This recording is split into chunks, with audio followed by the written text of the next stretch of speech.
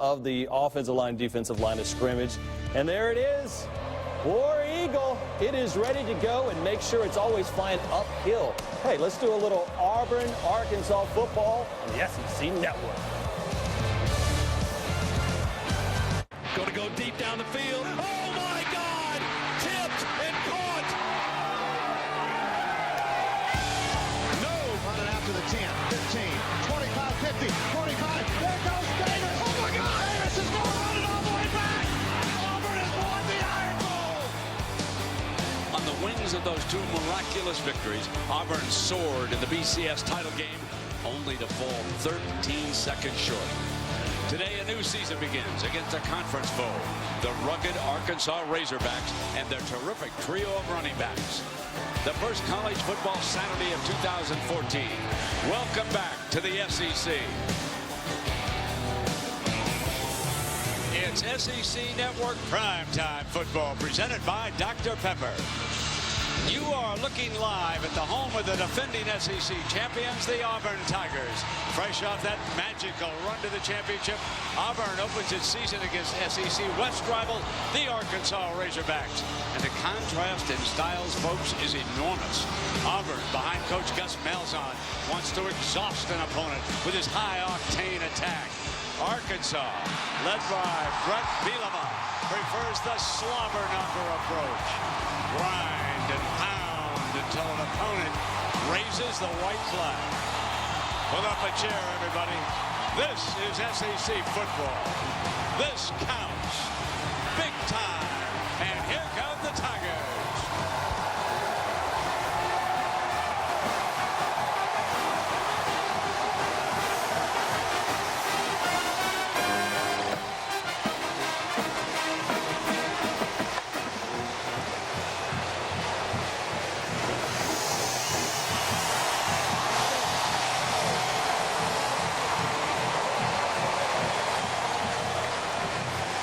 Welcome, everybody, on a hot, muggy day in Auburn, Alabama. I'm Brent Musburger with my sidekick, Jesse Palmer, the former Florida quarterback. Jesse, apples and oranges here today. No doubt about it, Brent. And I think a huge key in today's game, which of these two teams can control the game with their respective tempo? Is it Auburn speeding it up, or is it Arkansas grinding it down? And with Arkansas, no doubt, their strength is running the football. They've got as good a group of running backs as you'll see in the SEC. Alex Collins gives you the wiggle. Jonathan Williams is the battering ram. Corliss Marshall is the explosive firepower. All three of these guys have to have big games against a physical Auburn defense if they're to get the first conference win under head coach Brett Bielema. And, Jesse, I think most of the folks know that Nick Marshall will not start for Auburn. He will play quarterback. However, he was cited earlier this summer for a small possession of marijuana. But what about his backup, Jeremy Johnson? I think Jeremy Johnson's the most talented backup quarterback in the entire country. He'd start for a lot of other SEC teams. He's a tremendous athlete at 6'5", 230 pounds. Not the runner Nick Marshall is, but he's got a big-time arm. I think he's a better thrower, and because of that, while he's in the game today, I think you'll see more balance on offense from Auburn than we saw last year. For more on that story, let's go to the third member of our team, Maria Taylor. Well, Brent, the message for Jeremy Johnson is simple coming into his first SEC start. Brett Lashley told me during warm-ups that he wants him to think that this is his team. Don't look over your shoulder and try to figure out when Nick Marshall is coming in or whether or not you're going to make a mistake. And that means that the tempo will continue to be an issue for Arkansas. Defensive coordinator Rob Smith says the key in this game for his Razorbacks is going to be eye discipline. And that's something he wants his defenders to be focused on all game long. Settle in, everybody. No scenes like the SEC. Arkansas won the toss. They want the football, just like Texas A&M did the other night. They want the ball.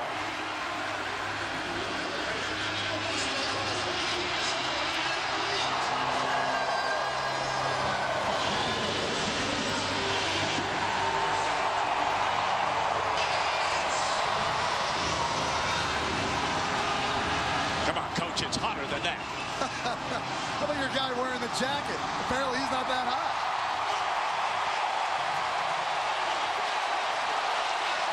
And not wearing the sweater today.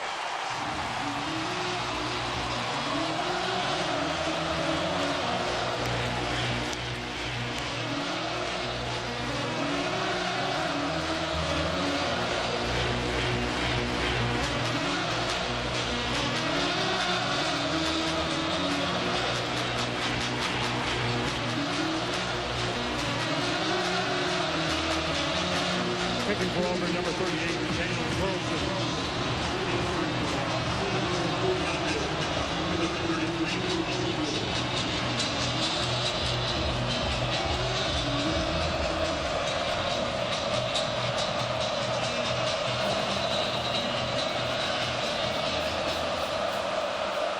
Let's rock.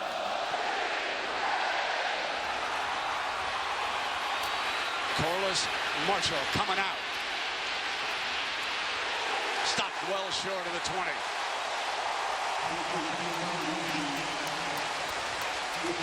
So junior quarterback Brandon Allen, Jesse, from Fayetteville, Arkansas. And Brandon, if I'm Brandon Allen, I'm licking my chops in this game. Everybody in this stadium, including you and I, know they want to run the ball. Auburn expects that. So they're going to be crowding the line of scrimmage. You'd expect them to be playing a lot of man-to-man coverage on the outside. And if that's the case, Brandon Allen could have some big-time opportunities to make some throws down the field in man-to-man coverage.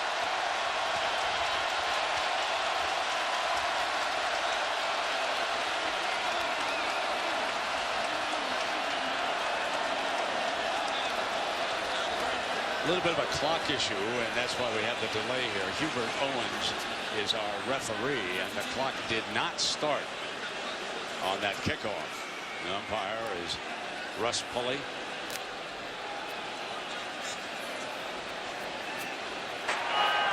The game clock is not operating properly. Time will be kept on the field. The correct time is 14 minutes, 52 seconds remaining. Brett wants that clock to run and run and run some more. You know, and it's a thing they had success with in this game last year, Brent. They were able to run the football with a lot of success. The problem, when they got down in the red zone, they weren't able to finish drives. So that's a big key for Arkansas today offensively. You got to hold on to the football, and you have to own it, but there's got to be a payoff when you get down into the red area.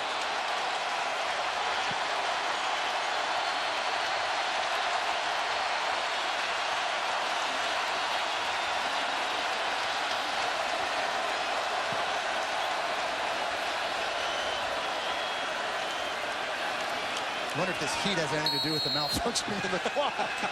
Electronics going down in here at Jordan-Hare. Jonathan Williams, first back up.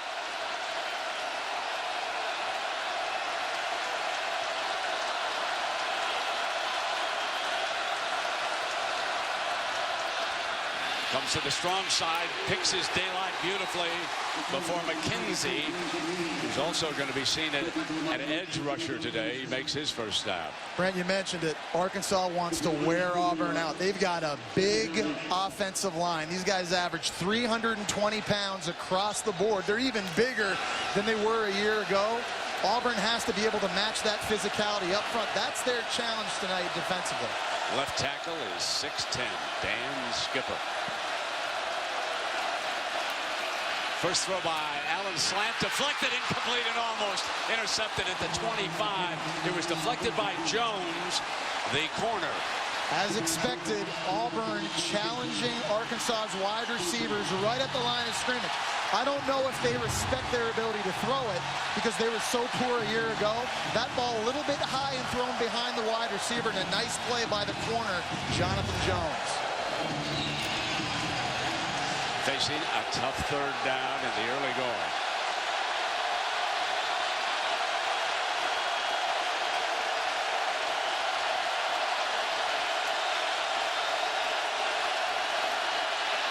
Four-man rush, offensive line does a job. Can he get the first down? Tumbles for that. It'll depend on the spot. It looks like he's a little short. If the linesman has that spot and the yellow is perfect, they are just short. And that will bring the punter trotting out. Well, that's a win for Auburn's defense right off the bat, forcing a 3rd and long. You see nothing available down the field. Brandon Allen have to step it up in the pocket, and just the awareness, that's close. If he had taken one more stride standing up, I think he converts that. But that's a win for Auburn's D, forcing the punt. Sam Irwin Hill standing on the Arkansas 10. Gray signals fair catch at the 25-yard line. So here comes the young man that Jesse Palmer told you about. He's 6'5", 230, Jeremy Johnson. And Jesse, I was so impressed when you said yesterday, hold up your hand, young man. And he swallowed yours and then some. Unbelievable. He's a freak of nature. Mr. Alabama football in high school, played in 2 games last year, as you saw, SEC Freshman of the Week both times. And as Maria alluded to earlier, he's used to playing at this tempo. So this offense is not going to slow down without Nick Marshall in the game. Artis Payne gets the first call. Auburn replacing Trey Mason, a Heisman Trophy finalist a year ago.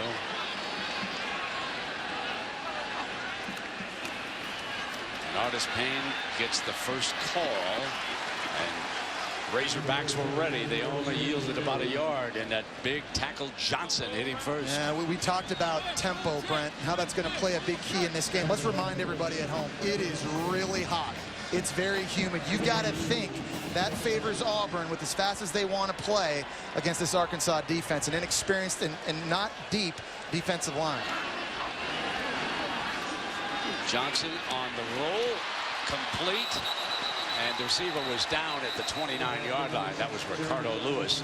And a reminder as to why you're seeing that blank spot down below. That's because the stadium clock is off and it's being kept on the field by this officiating crew. And Gus Malzahn's offense starting a little sluggishly here. Jeremy Johnson facing a 3rd and 5.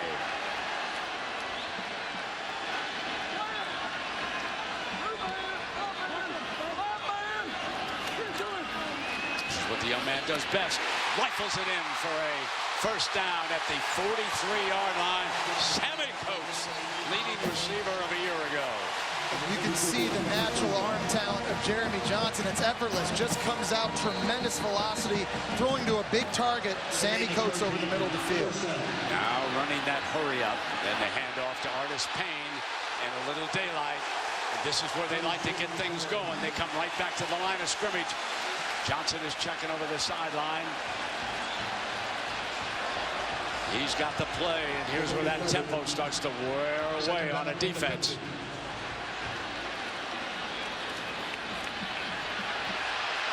First down and then some.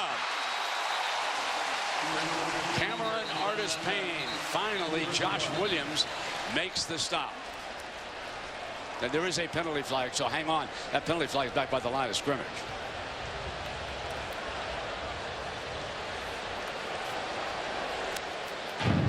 Holding. Offense, number 18. 10-yard penalty. Beat the down.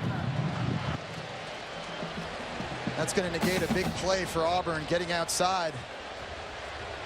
Coates the guilty one. Yeah, they got wide receiver Sammy Coates, and this is a pretty easy call. You're going to see him at the top of the screen. He just left it now.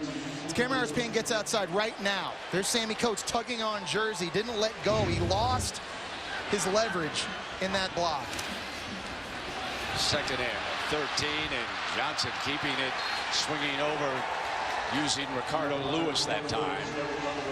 But Johnson went to Ricardo Lewis, and he is upended here at the 40. And again, another third down. Yeah, 3rd and long, and this is an Gus attack. Yeah, this is an area that Auburn wasn't comfortable in a year ago. I think they feel a little bit better with Jeremy Johnson at the helm, but still, regardless of who your quarterback is, you never want to get into this kind of situation.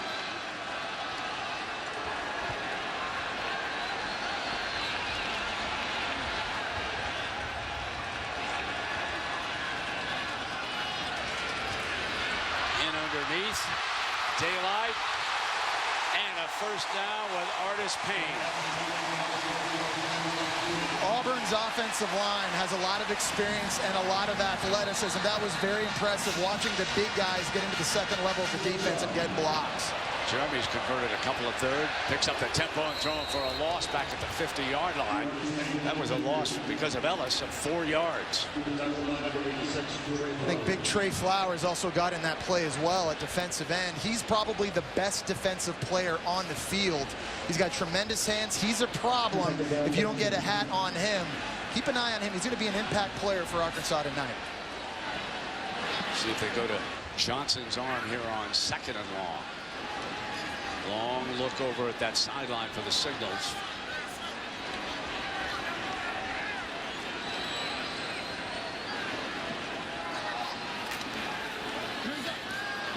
do. Wide open. Breaking free for the end zone. Here's Melvin Ray in a foot race. He scores.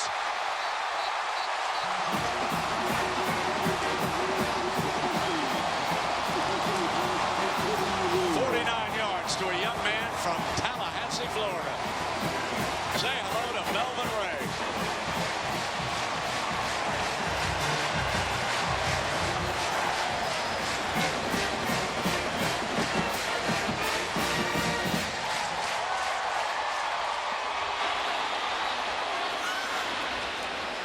Now they'll switch into the kicking formation, taking a look at the defense. New kicker this year, of course, Daniel Carlson from Colorado Springs, Colorado. And he's going to be busy. He will handle extra points, field goals, kicking off. And if they ever punt, he'll do that too. The Gus attack is back. They convert both third downs. Jeremy Johnson leads the way.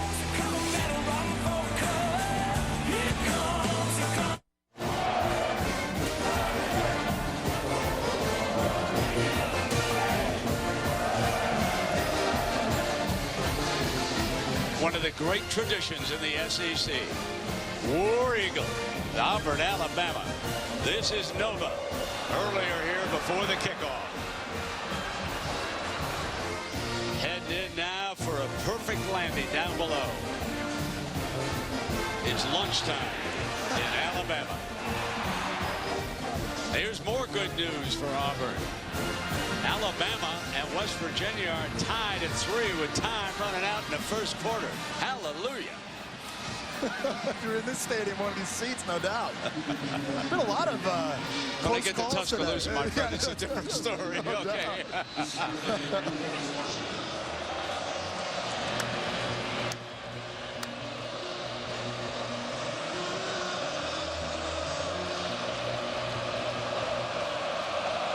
His second kickoff, and it's a beauty. Out of the end zone. Well, you live by the blitz and you die by the blitz. Rob Smith, defensive coordinator, is going to dial up the corner blitz by Carroll Washington. That's going to allow Melvin Ray to get behind him. And Jeremy Johnson, a quarterback, does a great job seeing this. After the fake handoff, he knows just to pull it, get it into the hands of his wide receiver. You make one guy miss in this offense, and you are off to the races. It takes a tremendous amount and puts a tremendous amount of pressure on opposing Ds. Jesse, when you were dialing up that blitz for Darrell Revis, a little bit different ending sometimes, okay? Yes. Defensive assistant down there with the Buccaneers. Now it's Marshall's turn.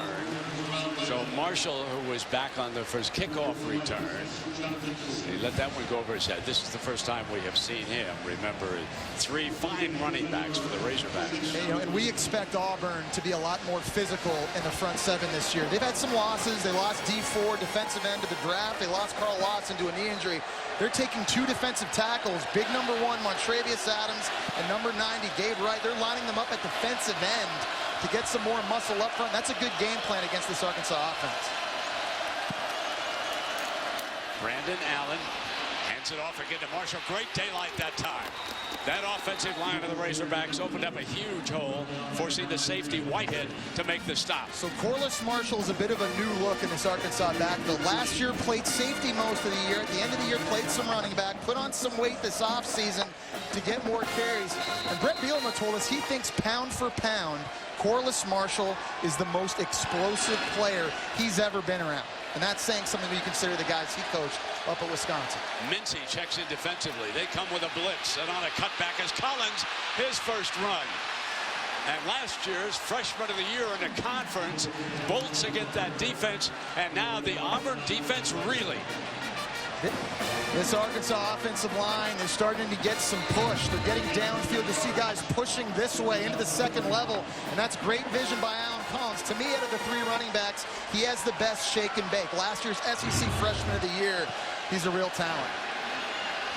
Charpentier and Skipper on the left side. Smothers, Kirkland, and Cooker on the right side. This is one of the biggest offensive lines in all of football.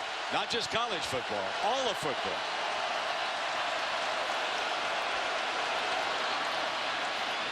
Huge hole gaping holes. Gashed them all the way to the 12-yard line. My goodness, it looked like they didn't even have 11 defenders on the field. They're getting tremendous push again from this offensive line. This is a little delayed draw right here. It's a nice job by Arkansas just mixing up the play calls. In this backfield, it's a simple stretch play to get some pins downfield. And again, you see tight ends. Hunter Henry getting blocks. They rush for 20. Then they rush for 22 yards by bringing Collins. And now Marshall checks back in as the rotation on this muggy day continues. Cut back to the middle, and that time Auburn was ready. Justin Garrett. Now, there is a story with Justin Garrett. He is starting at star, but Robinson Therese, he was cleared by the NCAA, and he is able to play. He is in uniform, and he's a difference maker at that linebacking spot. Yeah, well, Therese he's more of a pass defender. Justin Garrett more of a run defender, and he's a guy that missed a lot of time last year because of separate foot injuries. He's been very anxious to get back on the field. There you see Therese on the sideline. He's eligible. You are going to see him in this game. Lots of starts last year. Put me in, coach. Allen, end zone, touchdown, Hunter Henry. One of the best tight ends in the U.S. Ball game, folks, ball game. Did you see that offensive line? Oh, boy. Well, Brent, I think when you're having success running downhill the way Arkansas is right now, Auburn reacts the same way. They want to play downhill and they want to stop that run, and play action can become a huge critical part of this passing offense for Arkansas. You're not ever going to find a tight end that or any more wide open than what you just saw Hunter Henry right there. John Henson for the tie. Out of Southlake, Texas. Take one more look.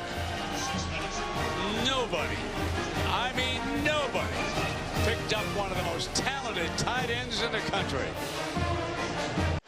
The Wisconsin Food Association salutes these guys. This is a new and improved offensive line from Arkansas. We talked about how big they are. Look at that right there. 321-pound average. That's bigger than 28 NFL teams, ladies and gentlemen. And it didn't matter who was playing running back on that last drive. Corliss Marshall, Alex Collins, Jonathan Williams. They were getting extreme push up the field. You're not going to see any Navy jerseys even touching these ball carriers in the backfield. They're 10 yards downfield, and when you're having success running the football, that opens up play action passing opportunities. Welcome to the new improved hog mollies at Arkansas. 6'10", the left tackle, 6'10", and folks who have seen him from the network, the SEC network, have been in there. Yeah. They said he is all 6'10". Oh, yeah. They did not exaggerate. No, it's a good thing that Brandon Allen's 6'3". Otherwise, I don't know how he'd be able to see anything on the left side of the field from behind the center. Marshall will start it off. They used all three on that last drive. Williams, Collins, along with the man who's there, Corliss Marshall. He gets the first run to daylight. He's out to the 30. And Maria, what about the Auburn defensive line? Well, defensive line coach Rodney Gardner, Brett, was not very happy with their play in the last defensive possession. In fact, he was really getting after Vontae Lambert of the defensive end side. He was saying, you're giving up too much space. If you guys do not want to play physical, let me know now. And he really laid into his D line to really get up and make a push on that defensive line. 3:30 is the time remaining. Remember, the clock not operating here in the building. Allen goes for his home run. No, it was dropped.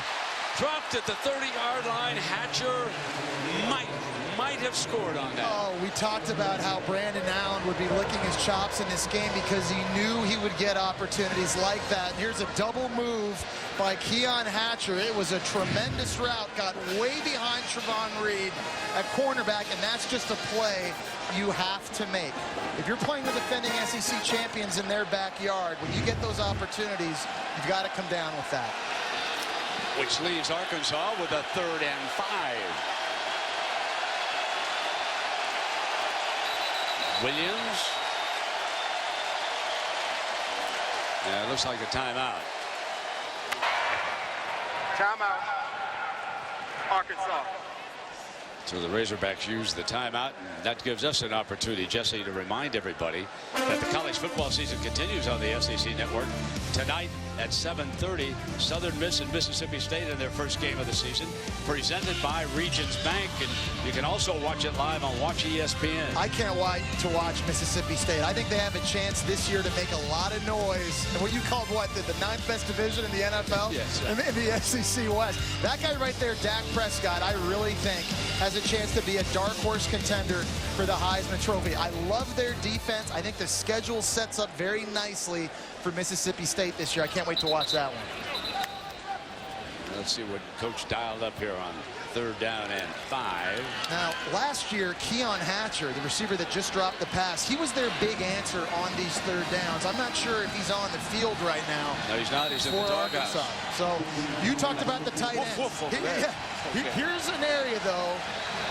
If you're a tight end, you got an opportunity. You see Hunter Henry, who caught the touchdown pass. He's lining up at the very top of the screen, way up here. 3:13 in the quarter. Williams, the running back. Allen looking for him, keeps it, takes off, and this is going to be a penalty flag. Penalty flag comes flying at the end of the play. Line judge was making the spot. Blackson was in the middle of things down there for Auburn. It's going to be a horse collar, I think, maybe. Face mask. Face mask, yeah. Defense, number 98. 15 yards added to the end of the run. First down. That was Blackson, who was right in the middle of it. Gives him a fresh set of downs here against the defense that's under fire. And I really think this could have been called either way when I saw this live. You're going to see there's the face mask twisting. He also grabbed him in the back of the shoulder pad. That's where I thought I saw the horse collar right there. No, you're right. Either way. Yeah. I mean, that's a pretty easy call to make, and that's a big 3rd down mistake by this Auburn defense now, as Arkansas kind of getting that momentum going again, staying on the field. You're kind of playing into their hands. That's what they want to do. 3:05 first quarter.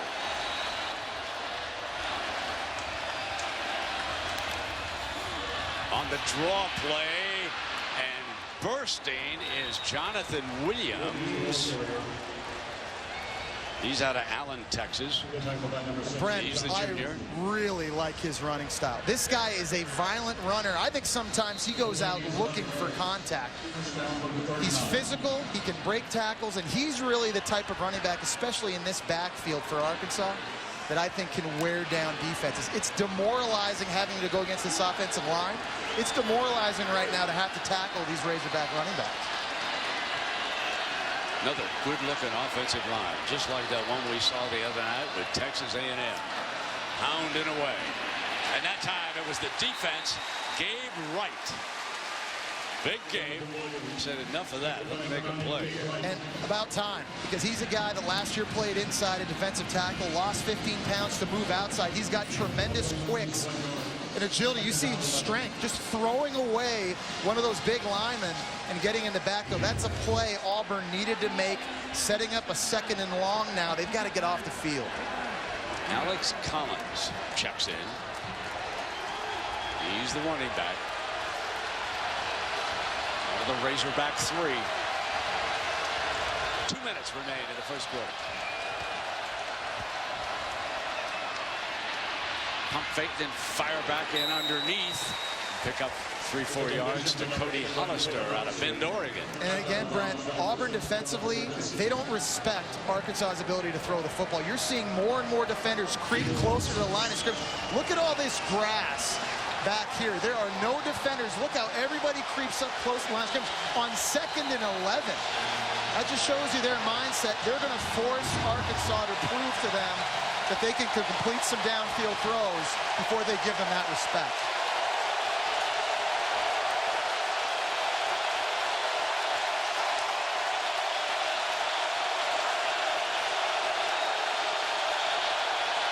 They show pressure. Trying to get to Allen. Steps off to the right. Offensive line does a fabulous job, but he can't find an open target.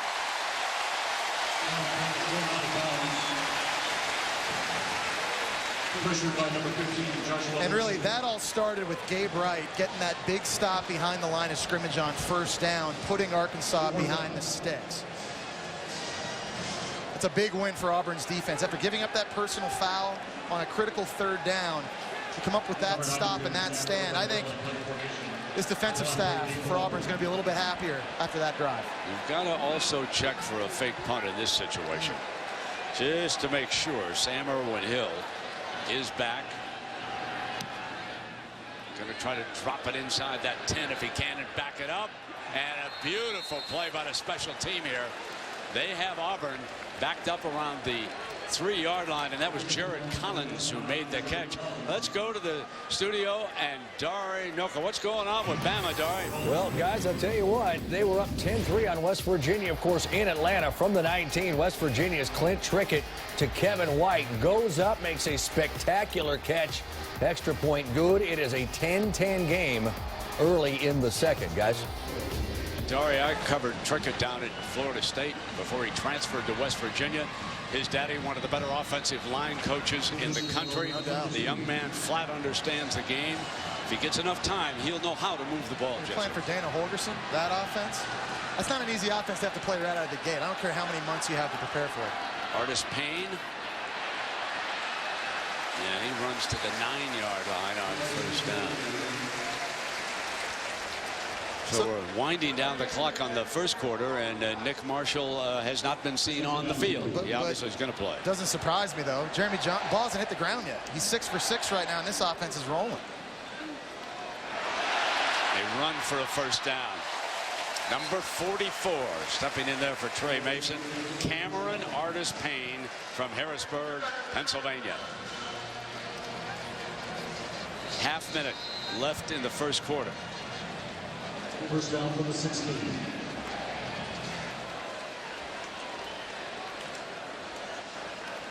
Moving Artis Payne up next to him. Jeremy Johnson down the middle. 7 of 7. Williams down around the 21-yard line. The Duke. A lot more eye candy from Gus Malzahn and Jeremy Johnson. Another example, play action fake, sucking defenders closer to the line of scrimmage. And there's the #1 overall JUCO prospect, wide open over the middle of the field, making another big catch. Johnson has been brilliant here, stepping in. And on a cutback by Artis Payne, he bangs his way to the 15-yard line. Final seconds of the opening quarter.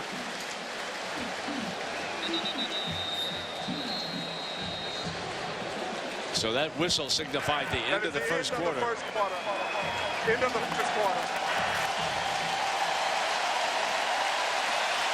It's been the big play. It's been the right arm of Johnson. 62 yards on this pass play. Duke Williams. And Auburn gets another scoring opportunity when you come back.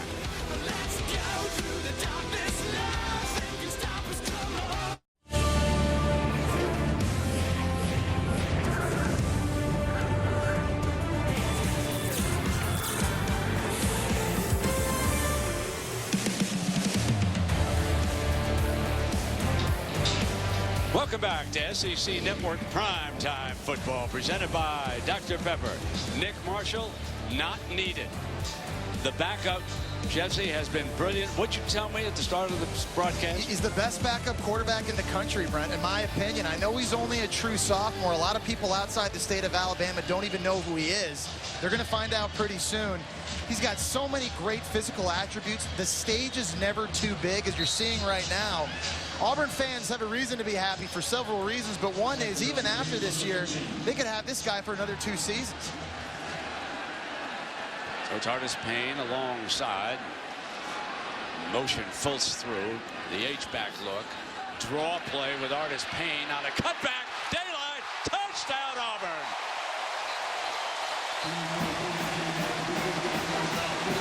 Penalty flag. Is that for too much cheering in the end zone? No, it came back by the line of scrimmage, didn't it?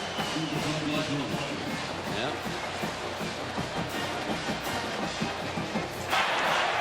During the run, personal foul, face mask, number 51 on the offense. 15-yard penalty. Repeat 2nd down. Right tackle Patrick Miller.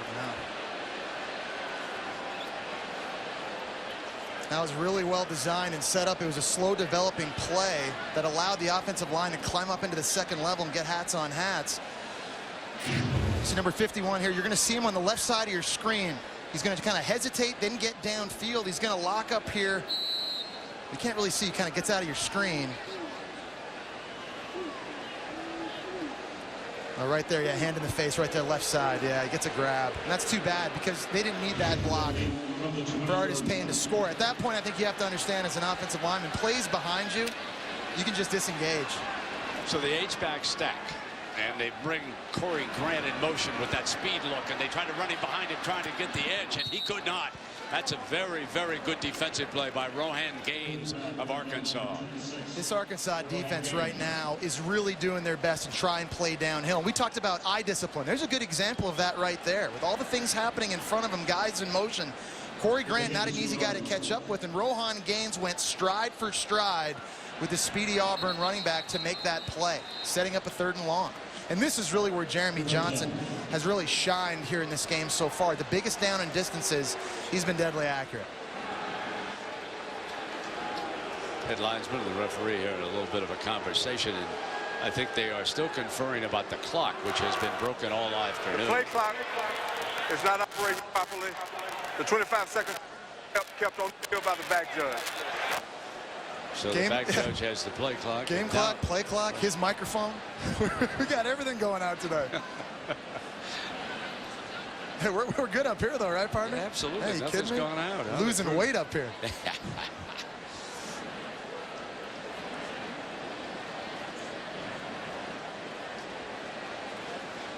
But the big tight end here on this 3rd down now. You know, you expect Auburn to go ahead and throw. They've had so much success, and Jeremy Johnson has had time. We saw C.J. Uzomah make a big play over the middle of the field. And that's really been the area, I think, that Auburn has had success attacking, with the exception of that first long touchdown by Melvin Ray down the sideline. Middle of the field, they've had a lot of big strikes.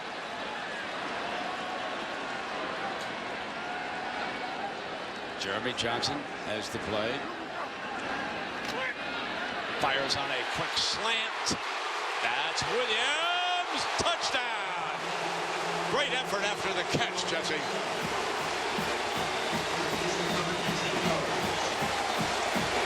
He's the real deal, folks. I think the catch radius for Duke Williams is exciting. I think what you also love is the fact that he's 6'2", 216 pounds, and he's not easy to bring down. Carroll Washington, a cornerback, number 21, he's the biggest, most physical corner that Arkansas has. And after that quick strike on the slant route over the middle of the field, that's an easy score. Carlson tacks on his 3rd extra point. And he'll kick off for the 4th time after this touchdown strike. Watch Williams muscle. DB tried to strip him. Get him on the ground, young man. Get him on the ground. Put a face on the committee. Jeff Long, also the director of athletics at Arkansas, and he's the head of the committee. So I got to ask you now, Jeff, did you watch Texas A&M the other night? I did. I've watched parts of 10 live games already before today. It's like you weren't busy enough being the AD at Arkansas. Now you got this other job. Well, watching football, you know, how much better can it get than that, right? Watching football for a job. So stick right with us, Jeff. We've got the kickoff coming up, and let's see if your Razorbacks can mount another one. They had a sweet scoring attack. We did. We had a drop touchdown.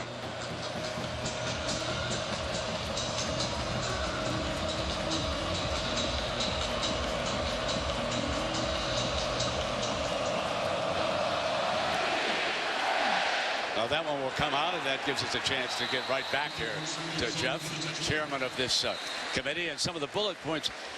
The one thing that throws me off a little bit, and then I'm going to let Jesse ask you something. Sure.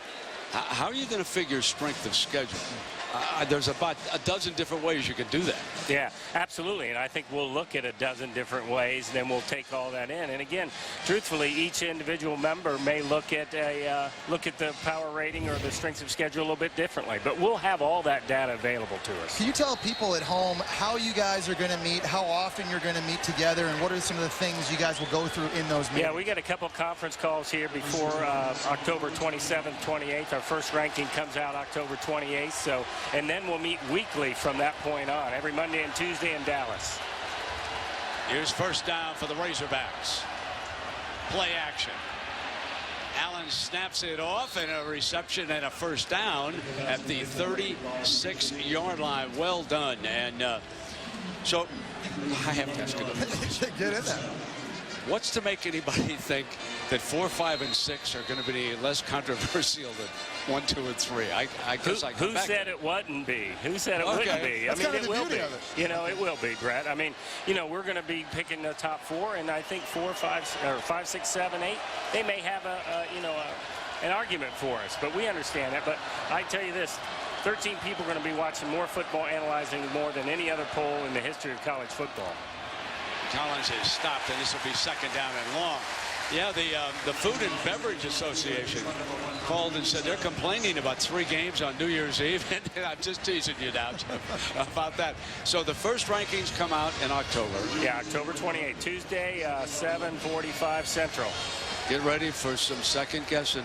Well, Absolutely. you know, and I know one thing fans are a little bit concerned about is bias, because there are a lot of people on the committee that have affiliations and ties. Yourself at Arkansas, obviously Pat Hayden at USC, and Barry Alvarez at Wisconsin. How do you eliminate the bias from the selection process? Sure, I think that started right up front, because when they talked about serving on this committee, you know, they went for people who could leave those biases at the door. And, you know, I've said before, even if something creeps in. Great catch over there on that Great play. catch by my guy over there. Yes. But even if subconsciously, you know, a bias creeps in, there's 12 other people that kind of check it. So with that, I don't think we'll have Jesse, a I problem. can tell on that last play there's going to be no bias. Now, you do it. if Arkansas comes up, you have to recuse yourself. That's right. I'm biased about my team, I guarantee you. How about that. your conference? No, I think we have to check it on my conference, and we'll be in there discussing our conference. Jeff, thank you very much for being with us. Every time we see you, partner, get ready. Well, great to have you on our network. Love Jesse, being and you here. too. Thank you. Here comes a first down and 10 now after that slick catch. That one was, I think, tipped, wasn't it, a little bit, Jesse? Yeah. Second down. You know, we've seen a couple big completions on this drive, though, Brent. There's a flag on this play right here. We'll have a chance to see what that is. But a nice answer drive so far by Arkansas. And our guy, Jeff Long, he's got some reason to smile a little bit. This offense just looks, to me, a lot better night and day than where it was a year ago. Holding. Defense, number 3, on an eligible receiver doing a legal forward pass play. 10-yard penalty from the previous. I can see why he became the chairman. Personable. Yeah. Because he's going to have to bring a consensus. And No doubt about it. Well, this is a big job. Remember, this is unprecedented shaking hands. in college football. Yeah. This isn't just a bunch of people getting in a room together for a couple of days, having some pops and talking college football. There's a lot riding on the line. These are serious decisions that this committee has to go through week in, week out. I think Jeff Long's a great guy to kind of spearhead that up to the job.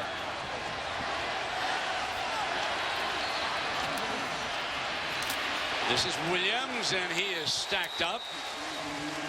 You know, you mentioned a couple of members of that committee who are on there. Barry Alvarez, of course, along with Pat Hayden, and we certainly hope that Pat Hayden is feeling well. We'll show you the names of all the folks. There we have 4. That's the chairman. Tom Osborne, Archie Manning, Oliver Luck, of course, West Virginia. Mike Tranchisi, and Condoleezza Rice will break all the ties. Dump it off. And that was Jeremy Sprinkle again. Sprinkle having a good performance there. Tyrone Willingham, of course. Yeah. Notre Dame, and then out Stanford. I think it's a good group of guys. You heard him talk about integrity and the things that they're looking for on this panel. I think all of those members you just saw on that screen, I think, represent that. I can't wait to get this thing started. And Brent, you made a great point. I cannot wait for the debate. Just wait till late October, ladies and gentlemen. Watch some television.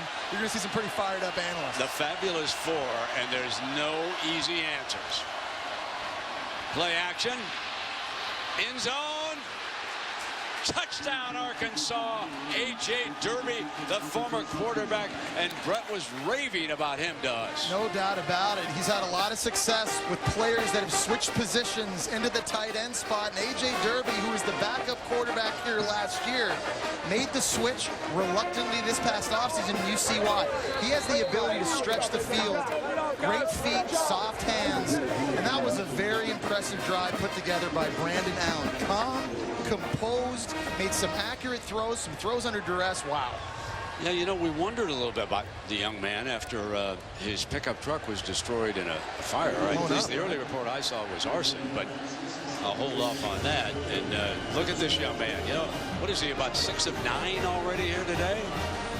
So we're raving about the line and the running backs, but Allen doing a pretty good job here against Auburn.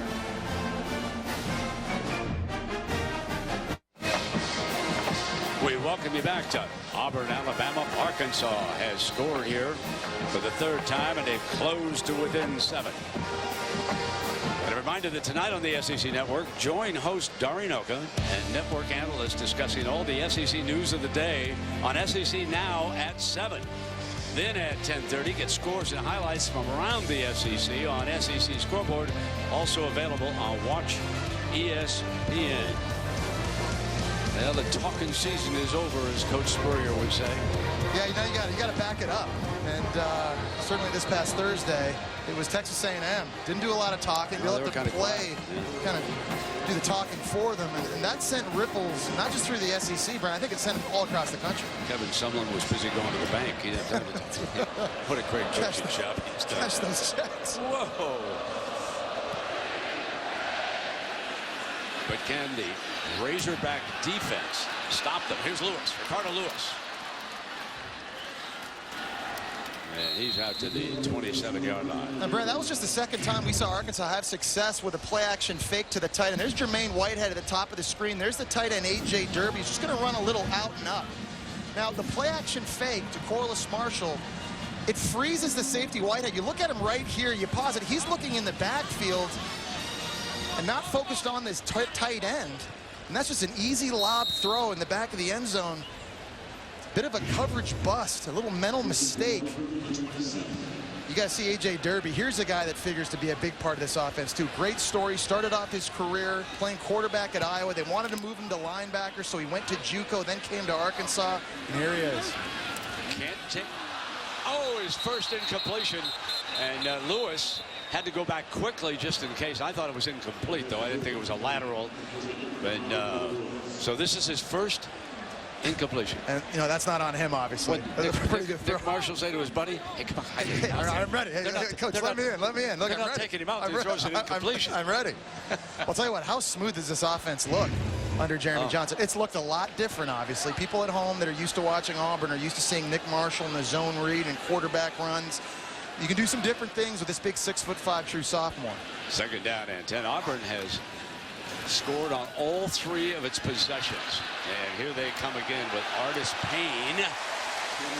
Gaines finally able to wrestle him down. I've been impressed watching him, and I think the biggest question for Auburn offensively is replacing Trey Mason, who I know you love. Heisman finalist, rare blend of speed and inside power running.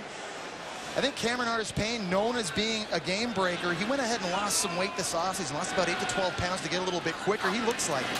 10:25 remaining in the first half, and outstanding defensive play by Brooks Ellis, a sophomore from Fayetteville, Arkansas. And Rob Smith dials up the pressure. That was a great call. Setting up an Auburn punt. How big is that for this Arkansas defense? Sorry, they've been getting gashed here in recent drives. Just gave up a 97-yard touchdown drive. Now getting the football back to their offense that has been rolling. They've got an opportunity to tie this game up right now. That was a huge play there by Brooks Ellis. Auburn's first punt. Carlson handling all the kicking duties today. Dean is driven back. Oh my. They have found a kicker, folks. He's stopped inside the 10-yard line.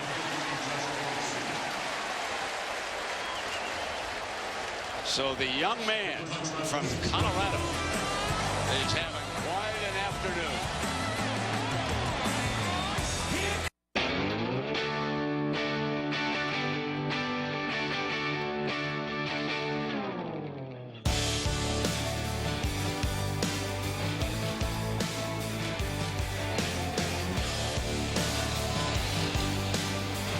No such thing as a bad atmosphere in the SEC. Meanwhile, West Virginia has struck again, deadlocked with Alabama at 17. with time running out in the first half. They've only got a minute 20 left in that game. Here, Auburn leading Arkansas by 7, and the Razorbacks, Jesse, will have to go the hard way. Yeah, but you know what? The way they're rolling right now, and the balance, the surprising balance that they've had. We knew they'd come in wanting to run it, but Brandon Allen's been really sharp tonight throwing the football as well, playing with a lot of confidence. No reason to think that they can't go 93 yards. Veteran quarterback.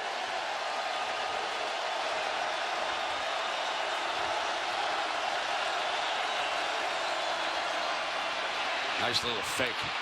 You get that daylight opened up for Corliss Marshall.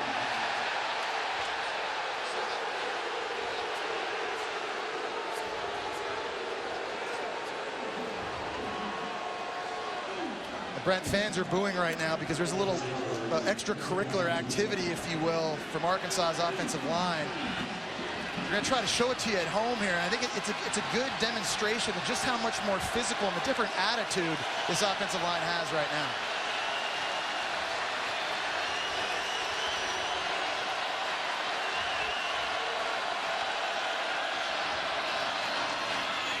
Pounding. Fumble, that's why you see that action.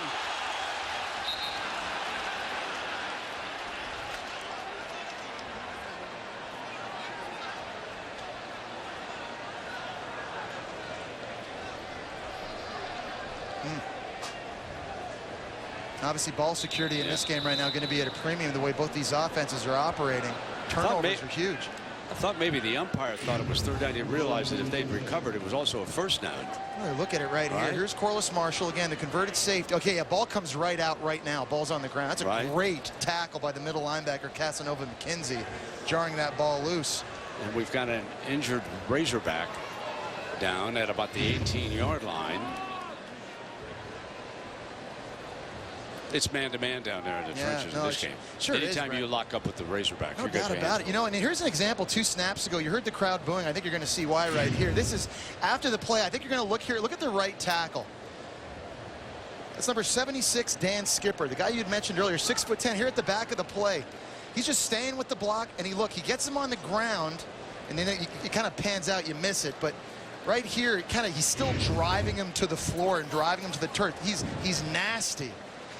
Remember that NFL referee, the penalty? He was giving him the business. That's exactly what he was doing. But you know, that sums up. And you know, personally watching that, I was surprised there wasn't a foul call. There wasn't a flag call. I think it was after the play was over.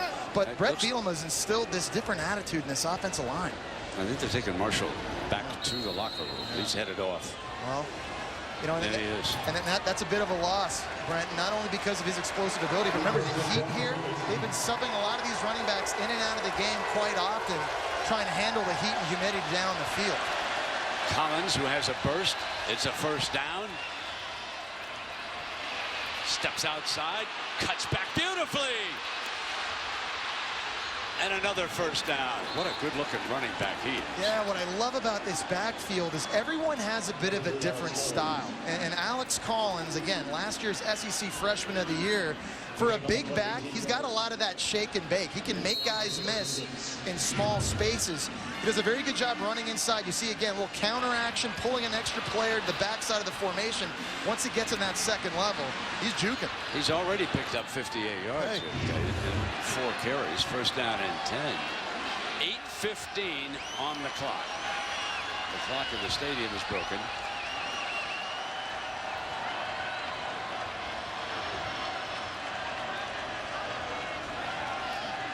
Collins breaks the daylight. They can't stop him. No, and getting back to that offensive line, Brent, you can't overstate having an off season under a brand new head coach. And Brett Bielema and the strength staff have done an unbelievable job with this offensive line. They've gotten stronger. You can see just pushing bodies and sealing guys. Tight ends look different. Receivers look different. Right now, these Arkansas running backs running wild. Bielema wanting to keep a fresh back on the field. So Jonathan Williams has checked in and Collins has come out as we come down toward the 7-minute mark here. Wouldn't this be something if Arkansas could pound in a tying touchdown before the intermission? Williams Crosses midfield on that first down run. Whitaker with the stop.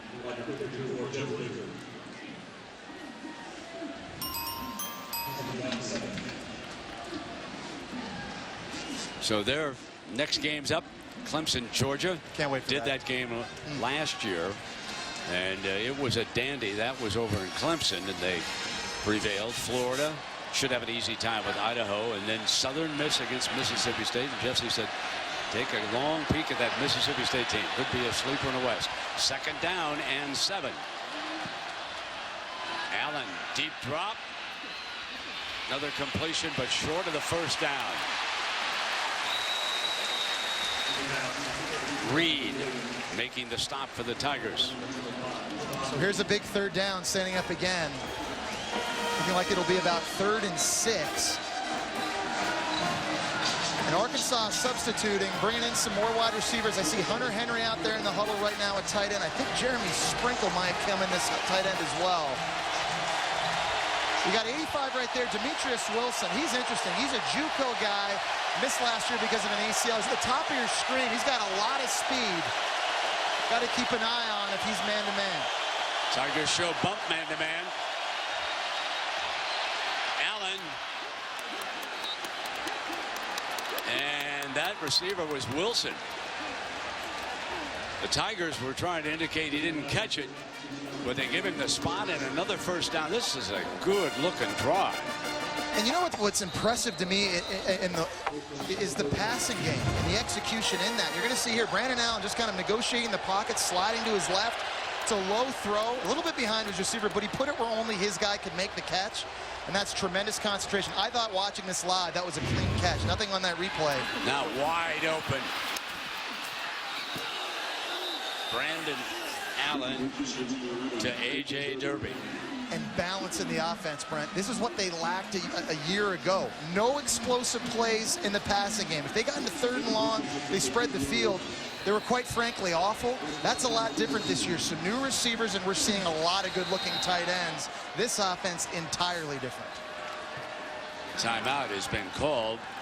Approaching the 5-minute mark remaining. We're going to take a break. Auburn leads it, but it's an uneasy lead right now with the way these Razorbacks are pounding down the field. Remember, this drive started inside the 10-yard line. We'll see you at halftime. It'll be the Auto Owners Insurance halftime report. Dorian Oka, Greg McElroy, Booger McFarland. Alabama at halftime. Close game against West Virginia. Early highlights from earlier today. Wisconsin LSU preview. Quickly, Auburn, Arkansas thought. Jeremy Johnson. All I have to say, wow. Arkansas running game. Big. Good enough. We'll see you at halftime. All right, guys, looking forward to that. 21-14. Arkansas's drive started back on the 7-yard line. Now in the stadium, that clock is broken, and we are winding down to the 4-minute mark here. So plenty of time for the Razorbacks, who have 2 of their 3 timeouts. Auburn burned its first one. Williams stays in as the running back. Toss play to him. Beautiful hole opened up by the offensive line, and he picks up a first down at the 5, forcing Whitehead again to make a tackle. You know, certainly Auburn's defense wasn't what you'd call a dominant defense a year ago, but this area of the field is a place that they really shine. They were the 2nd best red zone defense in the SEC with their backs to the wall tonight so far. Arkansas is already 2 for 2, scoring 2 touchdowns when they've been in the red area. Auburn here has to make a play. You can't let Arkansas get back momentum, tie this game this late in the half. Someone's got to step up here and make a stop.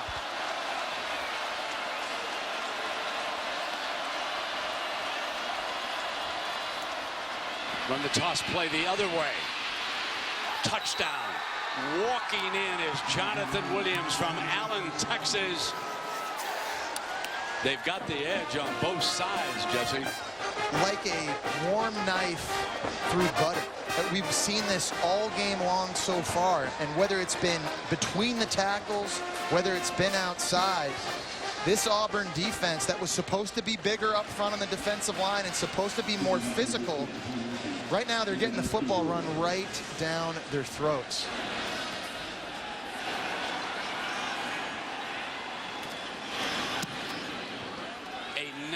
33-yard touchdown drive. The extra point ties it. Still 4 minutes remaining here in the opening half. Hey, you folks shopping at Walmart in Arkansas, go on home. You got to watch the second half on the SEC network. Life in the SEC. Texas A&M goes in and pops South Carolina on a Thursday night.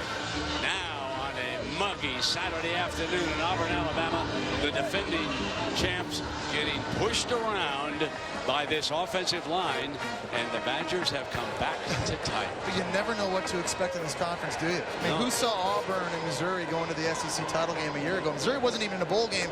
It was Auburn 2 seasons ago that went winless in conference play. You're seeing the difference 1 year makes. Different attitude, different look. This has been impressive. Brett Bielema's team that went 0-8 in conference play last year, the way they've come in here and the way they've played early.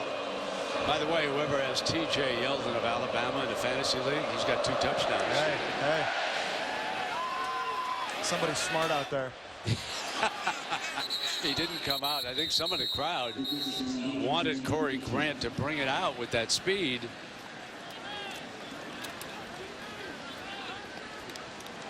Bielema hopes to stop this particular drive.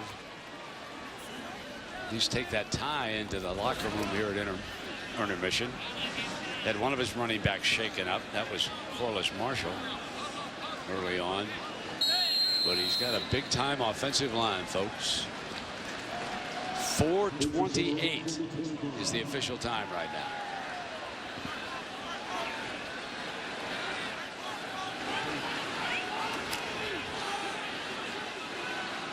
Backup Jeremy Johnson going to finish out the first half. Here comes Grant.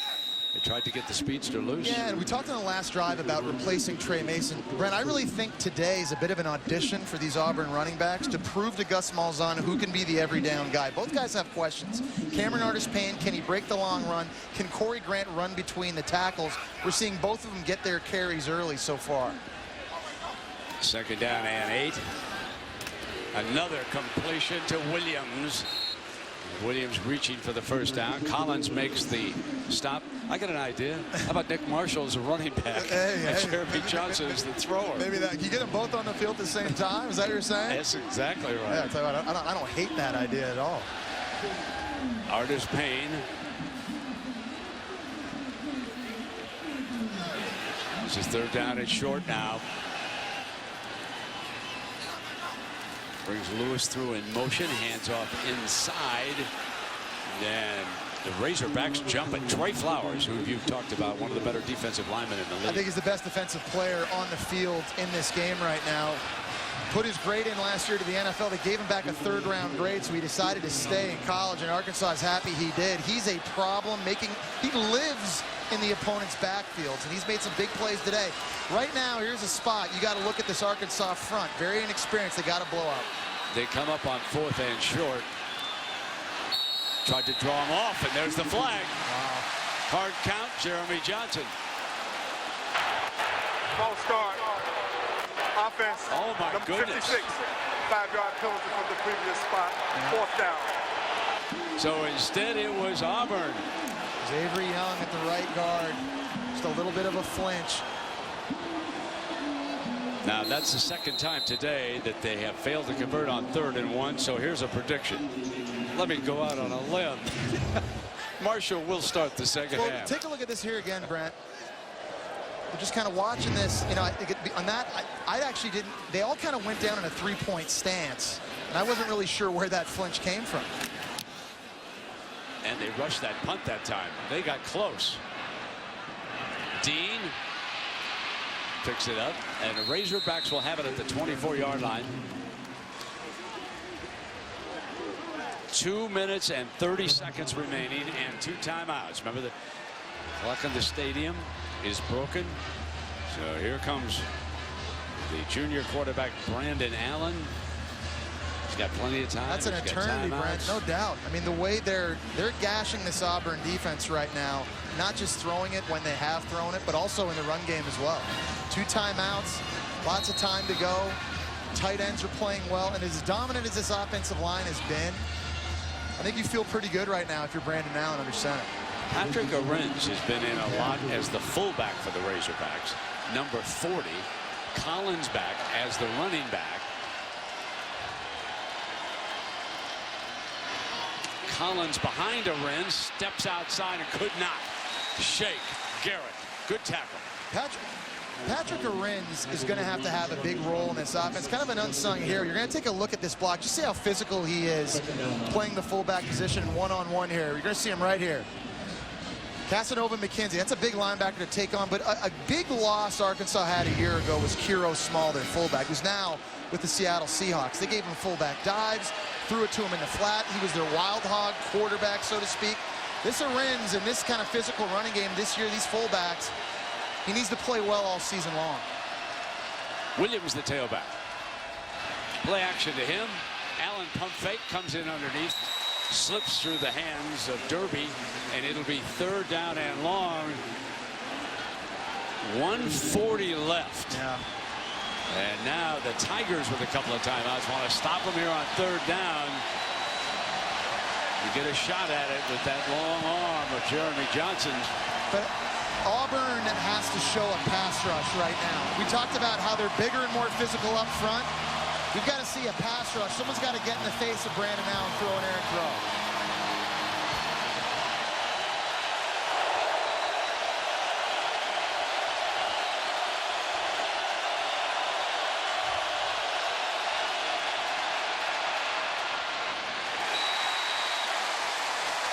Nothing doing. Mincy didn't start this game, but came in, was the defender over there. Razorbacks will punt.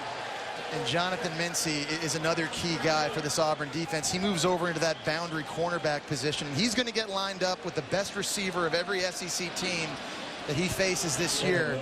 He's probably not the prototype boundary corner. He's not that big at 5'10", 196, but showing you great competitive spirit on that play. He's got a lot of ball skills. They need him to have a monster year this season. That was a great play. Bray will try to get a return here for the Tigers. From the 26 to the 40-yard line. Close to a minute and a half to deal with. The college football season continues on the SEC Network. 7:30 Southern Miss and Mississippi State. Their first game of the season, presented by Regions Bank on the SEC Network, and also available live on Watch ESPN. You really spit that out nice. Southern Mississippi, Mississippi State. Say that 5 times fast. Huh? Yeah, baby. That's how you get paid the big bucks. Here's Jeremy Johnson.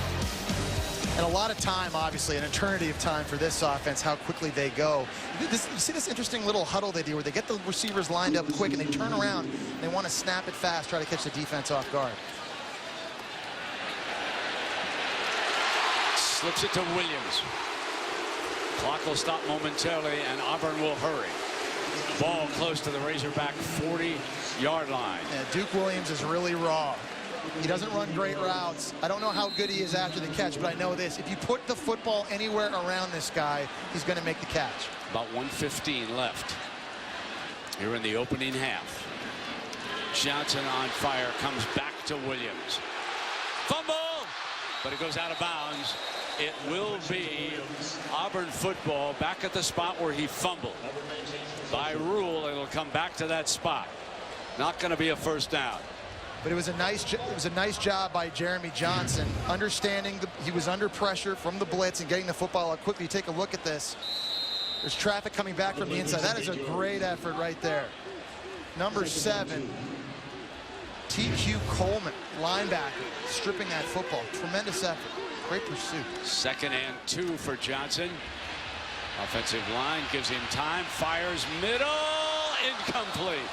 Just a little bit high. Gaines had the coverage over there, and that of course was Sammy Coates. Couldn't quite get up high enough to bring it down. And that's really the first bad throw for Jeremy Johnson all game. I mean, really, he's been so lights out and so accurate. That's one. He would have liked to get down a little bit. You take another look at this again. Big Sammy Coates still almost went up with one hand and pawed that thing. Big 3rd and short. 41 seconds remaining.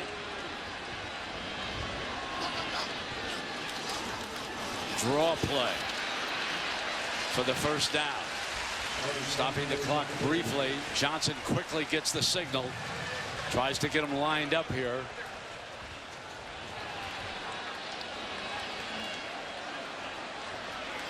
Clock starts at 35. First down to 28. Johnson.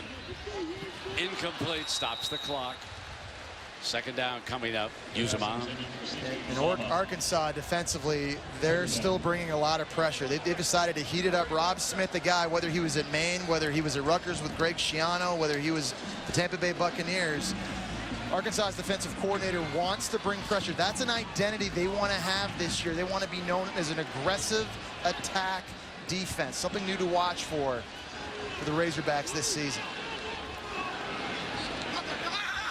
On 2nd and 10. Johnson goes in zone, and it's out of bounds. Coates was the receiver, and Carroll Washington, the defender on that side. 23 seconds left. 3rd down and 10. And they're tired now of Jeremy Johnson just having all day to throw the football. So we've seen the last several plays. Again, defensive coordinator Rob Smith, he's dialing up pressure from all over the joint. He's bringing it from the field. He's bringing it from the boundary. It could be linebackers. It could be defensive backs, trying to confuse the true sophomore quarterback. But watch the middle of the field. That's where Jeremy Johnson's like to go on these critical down and distances. Timeout. Auburn. So Auburn uses its second timeout. Daniel Carlson, of course, will trot on the field if they do not get the first down. Well, coverage of college football continues Sunday at 7 as Utah State travels to Volunteer Country to take on Tennessee in their first game of the season, only on the SEC Network. Butch Jones has done an unbelievable job recruiting in Tennessee. You know, he got 35 commitments this offseason. He got in the 5th best recruiting class in the entire country. That's really good news down the road. The problem, a lot of those young guys are going to have to play right now. They're very talented, very young. And you like that quarterback from Utah State, Chucky Keaton. Hurt last year, back and healthy. Yeah. He can cause you trouble. No doubt, no doubt. This will be a great game to watch. Can't wait. 23 ticks of the clock left. And with the timeout, should it come up, the running player they're short, if they go in that direction, they can still stop it to get their field goal team out on the field. Got Duke Williams right here in the slot, Brent. We've seen him make catch after catch, big body catches. He's done, again, a lot of his damage over the middle of the field. See if Jeremy Johnson works his way one more time. Needs to reach the 18-yard line for a first down here.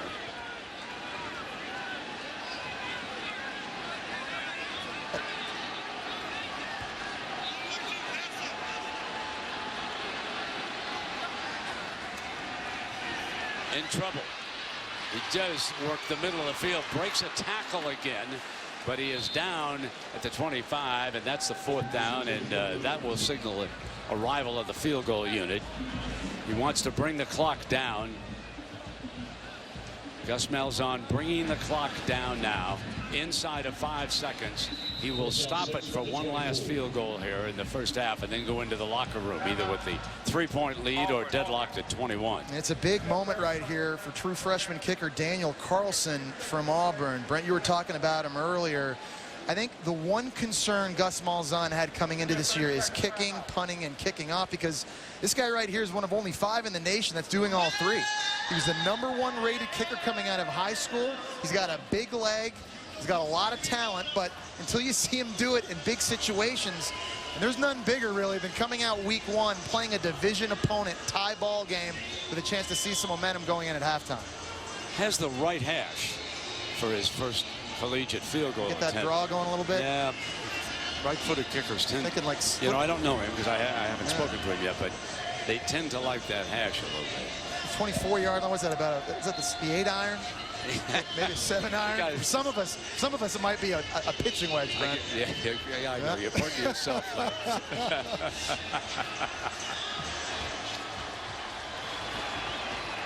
So Tyler Stovall, he is the holder. Forrest Hill will snap it. And it will be a 41-yard.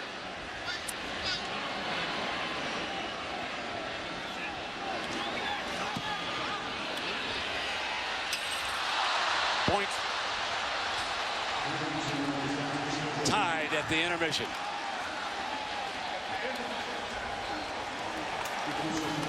That's a good move by the veteran, right? Gus is with Maria, so let's go to her now.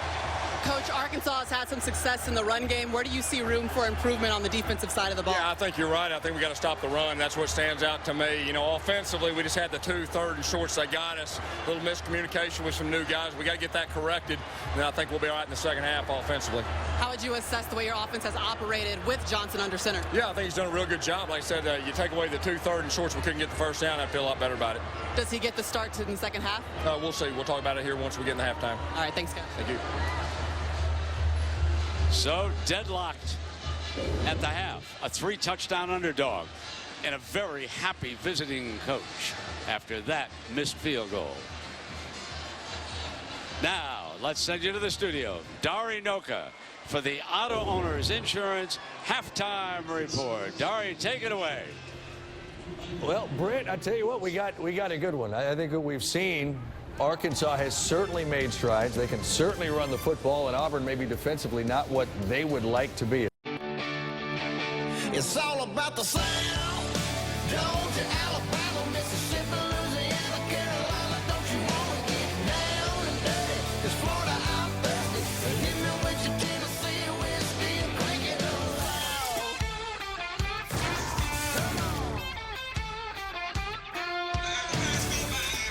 And it's all about starter Nick Marshall, who sat out the first half. Auburn in a dogfight with Arkansas. Marshall with his helmet on, loosening up. Nothing's official as we come up to my partner, Jesse Palmer. You can't blame Jeremy Johnson. He had a heck of a first half. No, he's played great. You got to wonder what the plan is going to be with Nick Marshall here in the second half. But we said at the start of the game, whichever team controlled this game with their tempo would win. Well, I'd say it's dead even right now, and that's indicative on the scoreboard. Arkansas has grinded it out. They've been physical in the running game. It doesn't matter whether it's been Corliss Marshall, whether it's been Alex Collins, whether it's been Jonathan Williams. They've gotten it done. They've controlled the tempo on their side of the football and really worn this Auburn defense down. On the flip side, as you mentioned, Jeremy Johnson offensively has done his part. They found some quick strike throws to Melvin Ray here on the touchdown, getting up to the line of scrimmage quickly, hitting tight ends. They're hitting Duke Williams out wide. They found a lot of their explosive plays, ironically, in the passing game. Over 300 yards of offense already for Auburn. We've got a dogfight right now. As you said, 21 all. Interesting to see what the plan's going to be for Auburn here in the second half. Remember, they do get the ball back first. Johnson, 12 of 16. Those 243 passing yards and a couple of touchdown tosses. No surprise that the Razorbacks have rounded out 150 yards. And so Johnson with the helmet off. All indications are that Marshall's going. Auburn gets the football to start the second half. Remember, the Razorbacks took it to start the game, and Maria told us earlier in the first half, and now Jeremy is up with his helmet. Told us that Marshall had been over there on the bicycle earlier in the first half. And Maria, what did Brett Bielema have to say? Well, Brett, he's really happy with the way that his team has operated in the red zone. He said Brandon Allen is doing a great job in the play-action game. And, of course, in the run game, they're doing a good job having balance. Now, he said defensively towards the end of the half, they actually started paying attention to their task, doing a better job with discipline, and he hopes that that carries over into the second half, guys. Thanks, Maria. Lewis and Grant back deep. And Brent, I got to be honest, if I'm Gus Malzahn, I'm letting Jeremy Johnson go one more drive. He's played very well in that first half. See how they respond, see how they come out in the second half, see how your defense plays, I think, before making that decision. Of course, I make the decision based upon missing on 2 third and ones. Think you get those if you're Nick Marshall? We get good news on the clock. Okay. It's official. Really? It's working again. It's working again.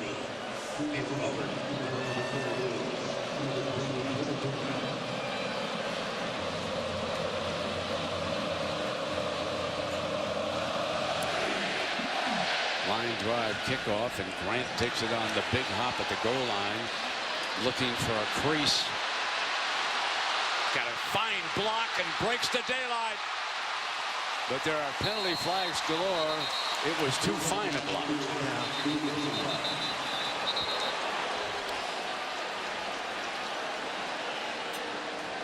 Maybe they're going to get a block in the back. There may have actually been a couple.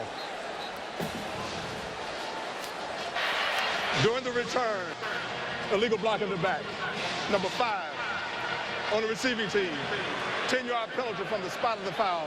First down. Take a look at Ricardo Lewis. You're going to see this on the back of the play. As we look down, we got Nick Marshall. No question. Talking with offensive coordinator Rhett Lashley, getting some last-minute instructions here. Here it comes. Yep. You know, and listen, obviously hard to argue with that call. This is the guy, after all, who led Auburn to the national championship a season ago. And you bring the crowd, Jesse, right back in the thick of it with the arrival of 14. You do a lot of things here emotionally. Artis Payne will work alongside him. You know the story about his football progress as a passer. And here is Payne taking the first handoff. Up to around the 25, 26-yard line. Well, now this offense becomes just as dangerous, but for different reasons. I don't think Nick Marshall is quite the thrower that Jeremy Johnson is, but he has unbelievable speed. And if Arkansas defensively let him get to the edge, he could take it to the house. So here we are at the top of the hour. Auburn favored by 3 touchdowns in a dogfight with Arkansas. And a slant for the first down. Williams still running. Gave up the first down. Now trying to get it back. And he won't. Might work in a JC game, but not in the SEC. Yeah, you know, at some point he'll learn you've got to take the profit. And sometimes just getting down is the best idea. It was tremendous shake. Great job getting away from Arkansas defenders, but not at the cost of losing yardage. So right here, get north, get out of bounds. You can't cut across the back of the field like this, though. You respect the guy's ability and his want to make a play, but obviously losing yards now, setting up a 3rd and long situation. And Williams came off to the sideline after that. Williams Payne is in, and we see a new formation. Play action looking to go down the middle, couldn't find a receiver. So he drops it off to Grant, the speedster. And Grant very close to that first down. Yes, the linesman says he got it. First down. Beautiful play action by Nick Marshall that time in the backfield. And really good decision-making by Nick Marshall. Trying to go play action. They wanted something downfield. He had 2 crossing routes, nothing wide open, so just spit it out to Corey Grant. He's one of the fastest players in college football. And allow him to get close. Now here's a huge 4th and short. Now, Malzahn is unhappy about the fact that the defense substitute, he's going crazy down here.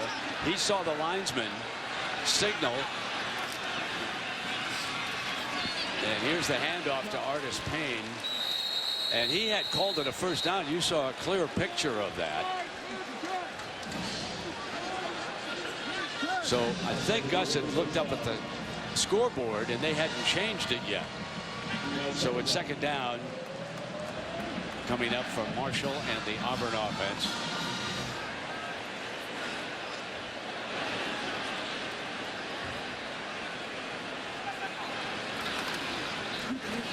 Marshall keeps it to the 40-yard line. It'll be 3rd and manageable. Carr with the stop. You know, he rushed for 1,068 yards last year, passed for 1,976, and accounted for 26 touchdowns. You know, and I don't think, Brent, people appreciate that he didn't play in spring practice last year. And he was kind of learning this offense on the fly against SEC competition. Really played his best football in the last 5 games of the season. That's why expectations are so high this year in year 2. From under center. Going to throw on 3rd down. Looking to go long. Got a man open, and a great catch at the 32-yard line. Melvin Ray again. If you're an Auburn fan, you'll remember Melvin Ray had a long touchdown catch from Nick Marshall in the national title game against Florida State. Here, just doing a tremendous job showing you his own catch radius. Not the prettiest ball by Nick Marshall, thrown a little bit behind and high. How about the former minor league baseball player making a stab? 28 yards. Now the handoff. Across the 20-yard line is Artis Payne. And did you note that Marshall was trying to get out there as a lead blocker? What a great catch this is. Yeah, take a look at this again here. He looks like an outfielder plucking the ball out of space here at center field, over the wall. And now the crowd is booing because a Razorback is bent over. Turner, they think that the Razorbacks are stopping the clock, faking an injury. Bielema, meanwhile, sends about 3 or 4 different players on the field. You know, that has been a point of debate between these two coaching staffs. There's a lot of things to keep in mind. Gus Malzahn is an Arkansas native. Actually played there before he went to Henderson. There's that catch again, Jesse. Yeah, unbelievable. We've seen some nice catches from these Auburn receivers, but you know, getting back to your point, referees aren't going to make it a judgment call. If players look injured, they are going to stop the game. Beautiful handoff, but the Razorbacks were not fooled on that play. And this will bring up a 2nd down and long. Now with Nick Marshall in the game now, it is incumbent that Arkansas up front in the defensive line, especially inside a defensive tackle, these guys have to find some penetration. They got to win their one-on-one matchups now that the running game is a bigger threat. So guys like Darius Philon, Tywan Johnson, Dijon Jackson, and DeMarcus Hodge have to play big here in the second half. Marshall keeps it all the way. Breaks for the end zone. Touchdown, Auburn.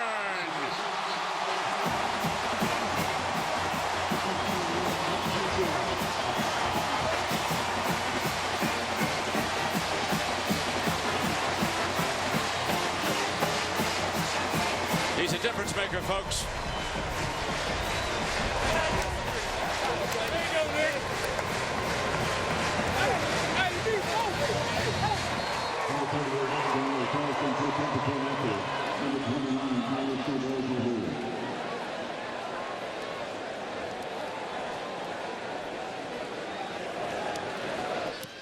Carlson tacks on his 4th extra point of the game.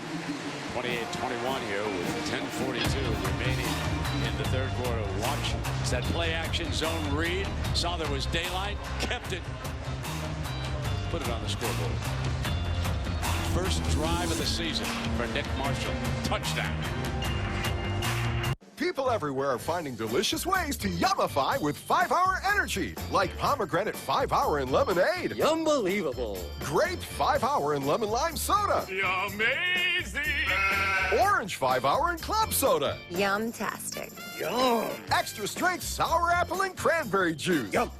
There are a million ways to yummify with 5-Hour Energy. Just grab your favorite beverage, open and pour. Get more yummification inspiration at 5houryummification.com.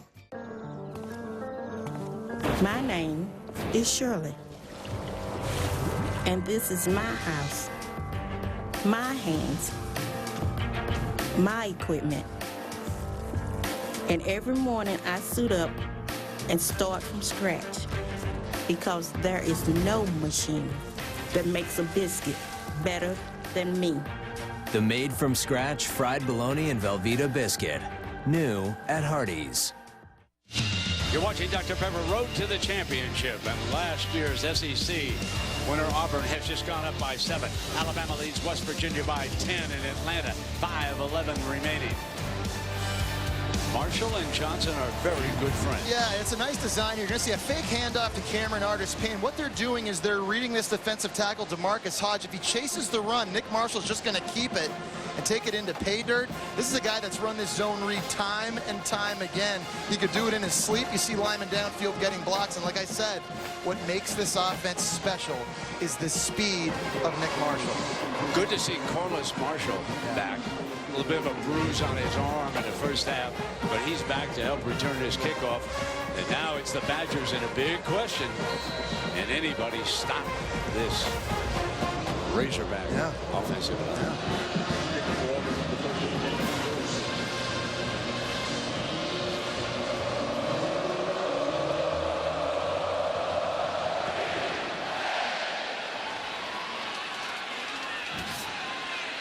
He'll take a knee. Marshall, it'll come out. Let's go to the studio now, and here's Dari Noka. Dari? Brent, keeping an eye on a couple of games. It is SEC now, brought to you by State Farm. Alabama, West Virginia tied up just 3, but Derrick Henry takes one in from 19. West Virginia has a field goal, 27-20 Bama. Todd Gurley a touchdown for Georgia to tie up Clemson at 7, guys.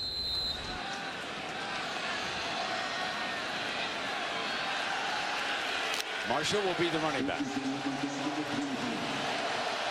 Razorback offensive line is ready. Good play action by Allen that time, but a better defensive play for Auburn. That's one of their better defensive plays of the game as they come up with the young Garrett has been a good force here. Yeah, and I would argue, Brent, that Arkansas's best defense today has been their offense. They've been able to stay on the field, maintain possession of the football, and give their defense a break. Now, if you're Auburn, you've got to get Arkansas off the field, get the football back into Nick Marshall's hands so the tempo can pick up. And then conversely, you can tire out Arkansas's defense quicker. So a bit of a cat and mouse game.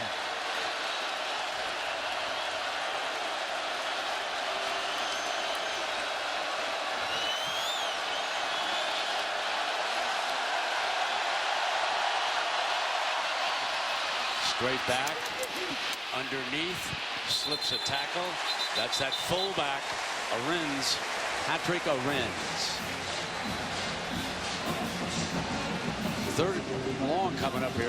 You know, and last year I would have said, oh God, this is trouble for Arkansas. Get the punt unit ready. There's no shot at completing this pass. But going back to how well Brandon Allen's handled this environment on the road and how accurate he's been, with the tight ends they've got, wide receivers like Demetrius Wilson that weren't around last year, this is makeable. This offensive line giving him protection, you got to watch out. Demetrius Wilson up here in the slot again. Sorry, at the top of the screen. Williams, the running back.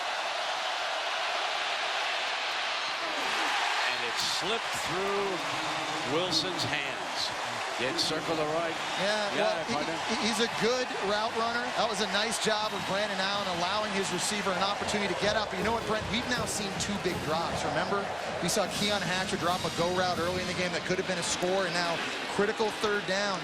It's ironic to think the passing game has been what's betrayed Arkansas at times this year, because last year they didn't even have one. So that's a win for Auburn, getting the ball back into Nick Marshall. Unfortunately, now Arkansas's defense is thinking, oh boy, here we go. This is Bray from the 31. Breaks to the 45.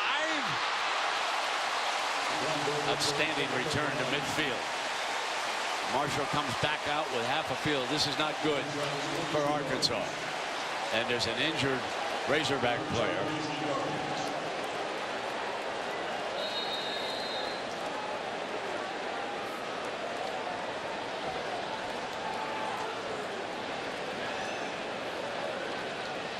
We'll be right back.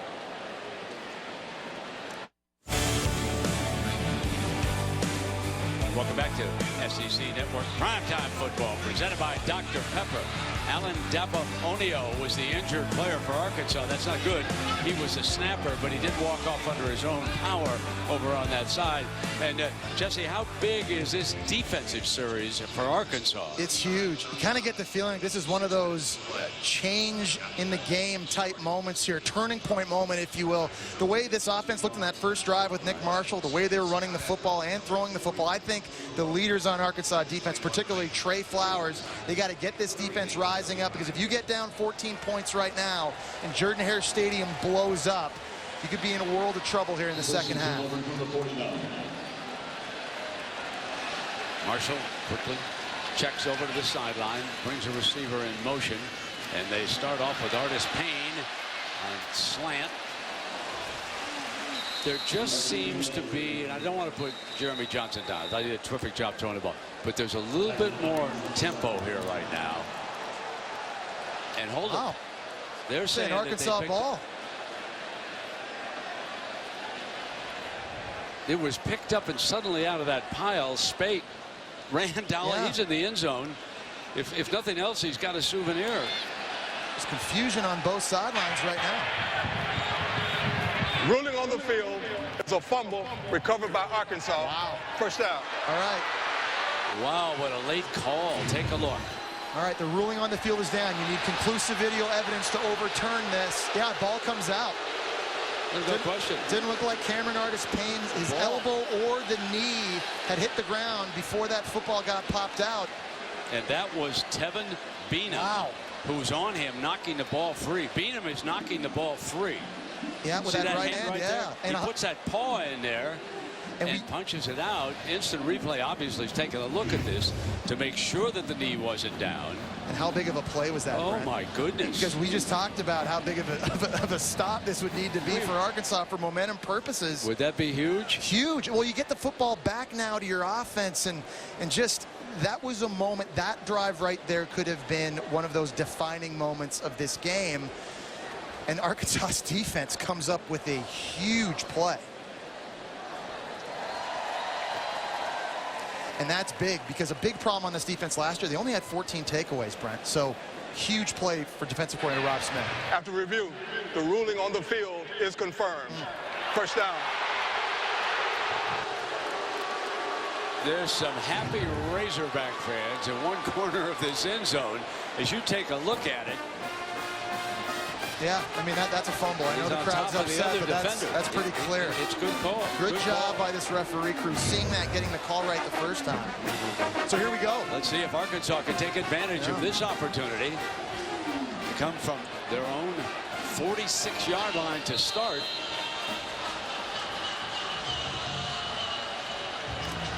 That's our first turnover of this football game.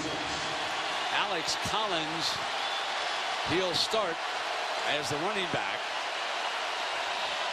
And he showed some burst in that first half. Behind the right side of that offensive line, picking up a couple of yards. What I was really impressed in the first half with Arkansas was their ability to finish drives. It wasn't like last year where they went 10, 12, 14 plays and came away with no points. In the first half, they had 6 drives and 3 touchdowns. Now, you're asking a lot of your team to have to execute at such a high level in order to keep the football that long and play very smart football. No penalties, no turnovers, and right now they have to eliminate the drops. They got to stay sharp here in the second half.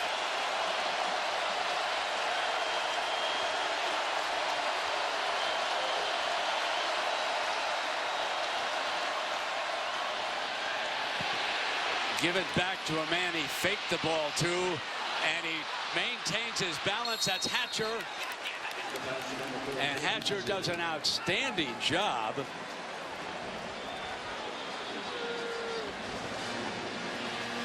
And Arkansas here wanted to take a shot. There was nobody deep. This was a great play call by offensive coordinator Jim Chaney. And I think Brandon Allen was going to take a shot at the post to Demetrius Wilson, but threw the ball in duress. Got it to Keon Hatcher, who had a great play, tight roping the sidelines. That was impressive. Razorbacks with a first down at the Tiger 34.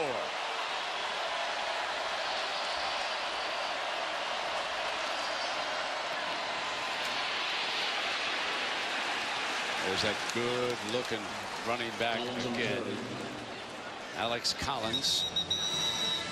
But I am seeing a more physical front seven from Auburn here in the second half, Brent. I am seeing guys bowing up and being better at the point of attack and not getting pushed back the same way that they did in the first half. I think right there in that last play, the football came out again. And Arkansas got it back. That's twice now Arkansas has been lucky getting back on fumbles. Take a look. Oh, the ground caused that. So I mean, that's not a fumble. Second down and 9.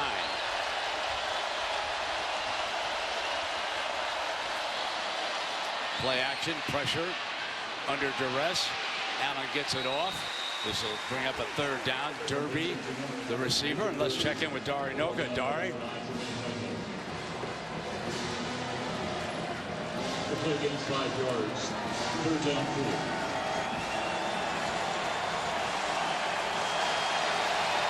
Third down and 4.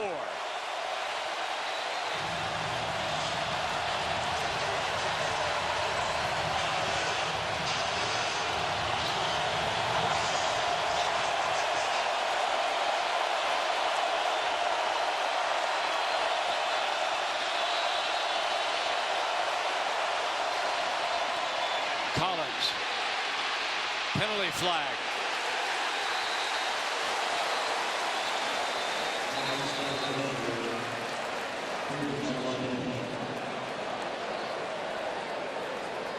I think this is going to be on the fullback, Patrick Arends.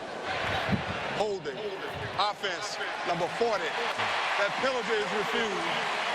It's up to the players, a 4th down. Yeah, the fullback got a lot of jersey. I thought he almost maybe even grabbed the face mask of the defender.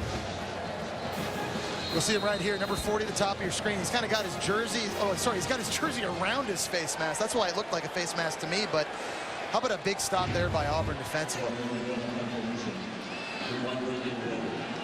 Auburn has some of their defensive starters on the field. His 4th down is at the 34-yard line. He dropped one down inside, and he does it again. Touched around the 10-yard line. It's going to be spotted, it looks like. Right there, very close to the 10-yard line. Auburn football with the lead when you come back.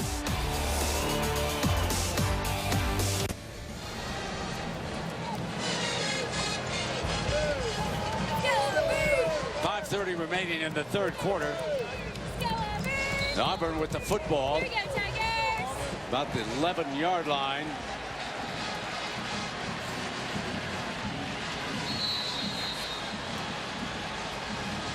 Nick Marshall taking over here at the start of the 2nd half.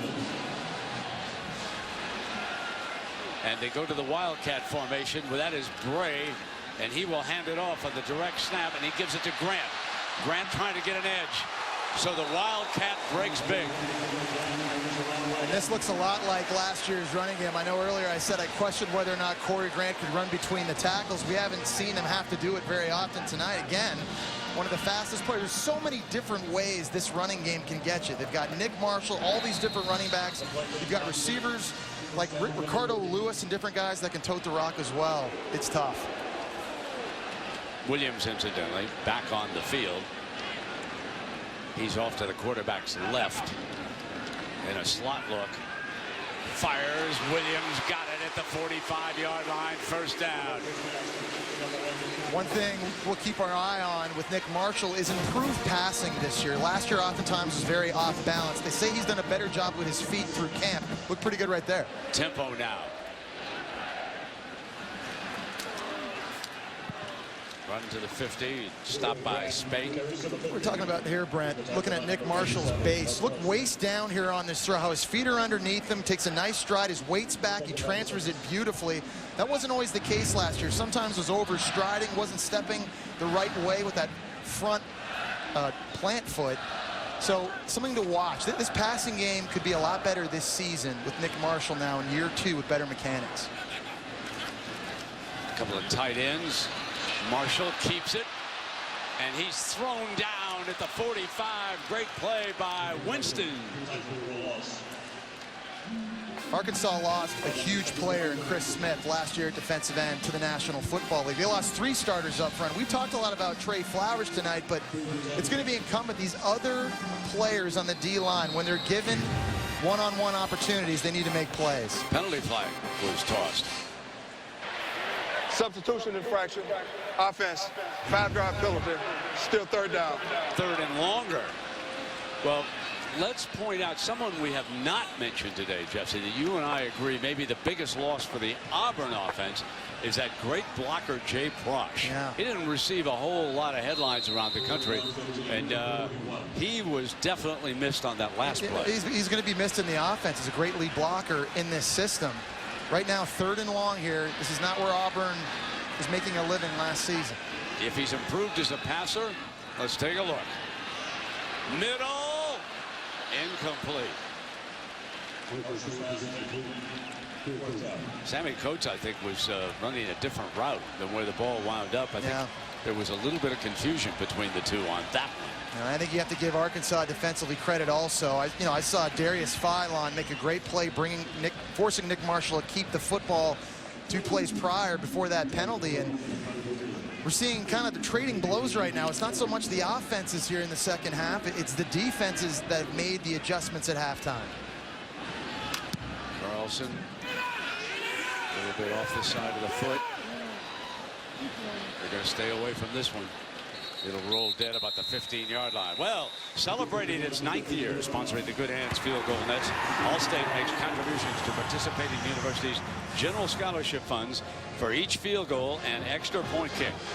Since 2005, Allstate has contributed more than $3.4 million in scholarship funds.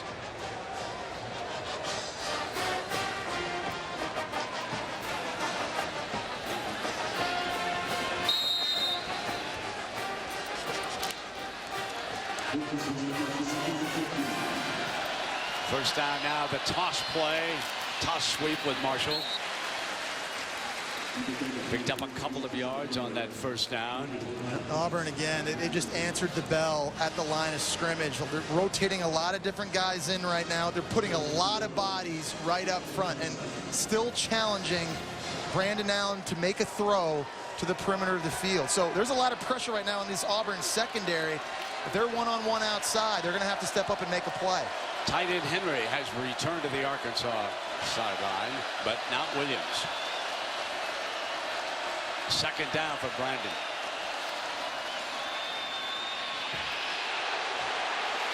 Intercepted on the deflection. Picked off by Whitehead.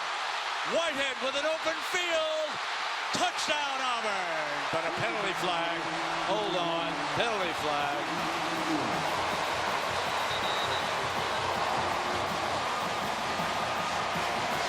I think you're going to see here Mr. Threezy made an impact on this play. Yeah, no doubt. Got back to Brandon Allen, and he hit him as he was throwing it, which popped the ball up into the air. Tremendous play by Jermaine Whitehead, and a convoy block by Montravius Adams. After the change of possession, there was a personal foul, blocking below the waist on 76 on the offense. His decline. The result of the play is a touchdown. That's big skipper. Yeah, and the rule is after a change of possession, nobody can block below the waist. So that's actually on Arkansas. That's by their big left tackle, Dan Skipper. It's a good call. The touchdown stands.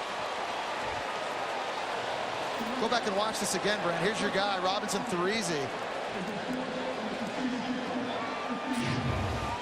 We see number 37, or 27, sorry, just kind of fighting through the line of scrimmage. That's a tremendous effort to get home to the quarterback, forcing the errant throw. Nice job blocking out in front by Montravius Adams. All 306 pounds of him. And now it's difficult for the Razorbacks. Now they trail by 2:39. So both, especially the defense for Auburn, has changed the tune here in the second half. Yeah, they really have, and they've matched the physicality, and that's what they thought they were going to be at the start of the season with bigger bodies up front.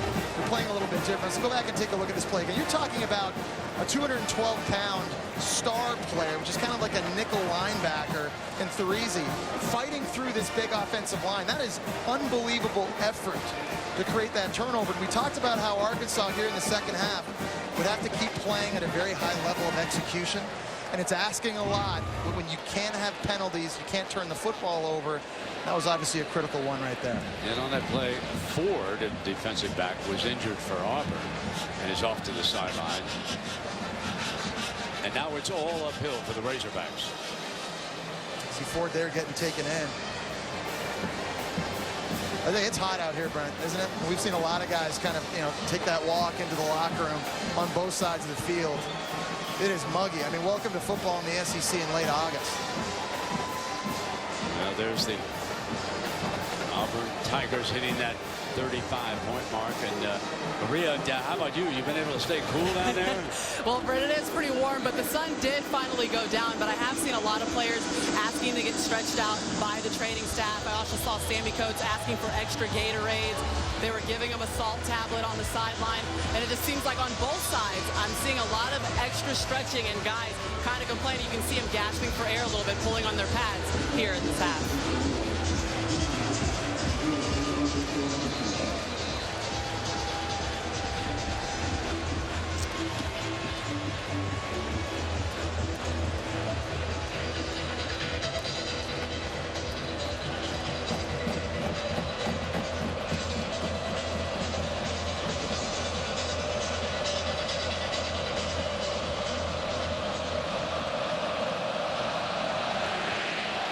Great kickoff. He didn't even need the rare air of Colorado, folks. I think he kicked it from the 50. Got that penalty. That penalty helps. Yeah. I want to give him full credit. No, he's got a good leg. Won't take that away from him. So where's that one going? The upper deck?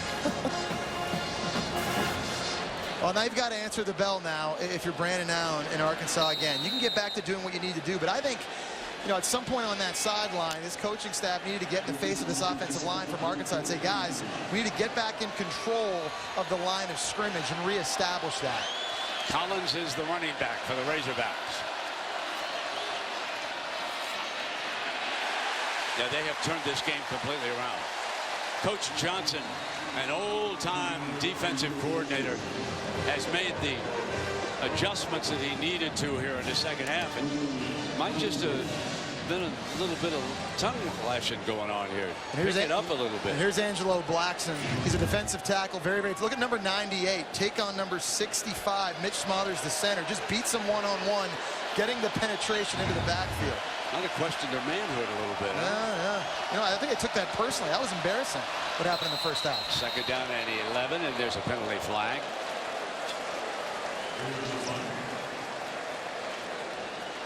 There's no doubt about it. There's a different swagger going on right now from Auburn. False start.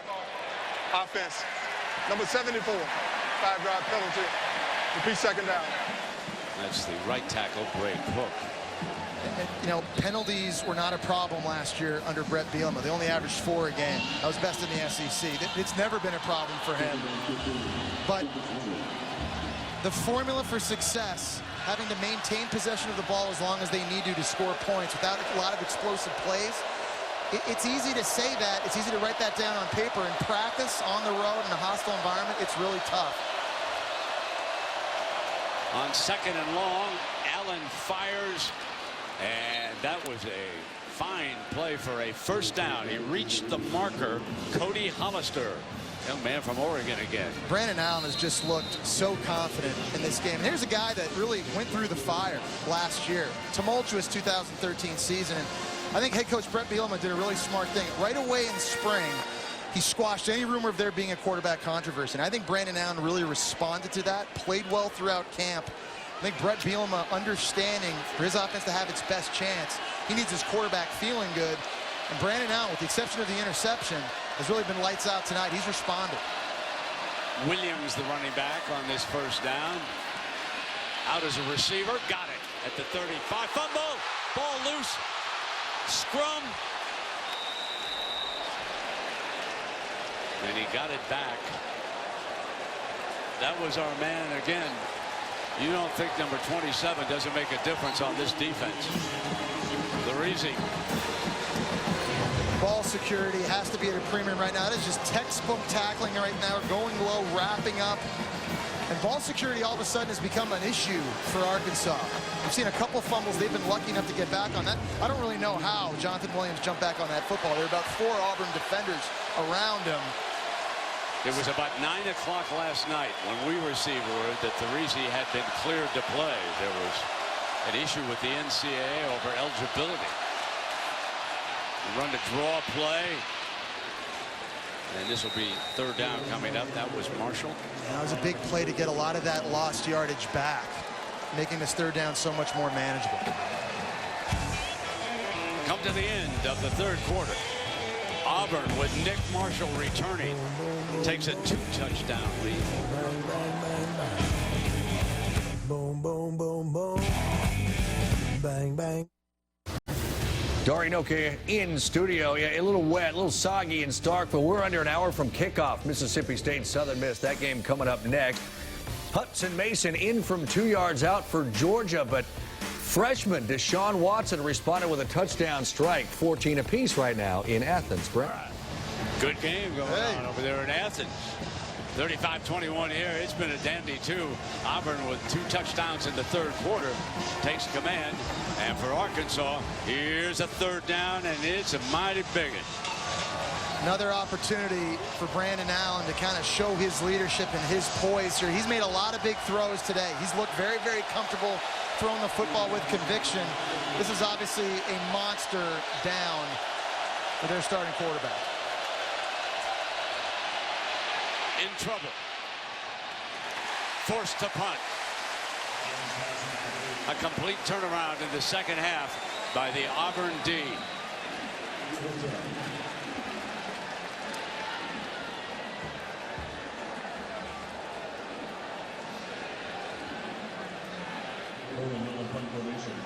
Well, you look back through the years at the special team performance by the Auburn Tigers, and wow, it's been special.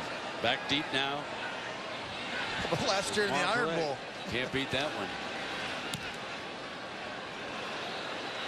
Here's Bray making the fair catch, and that leads us to this Aflac trivia question. Please bring the duck in.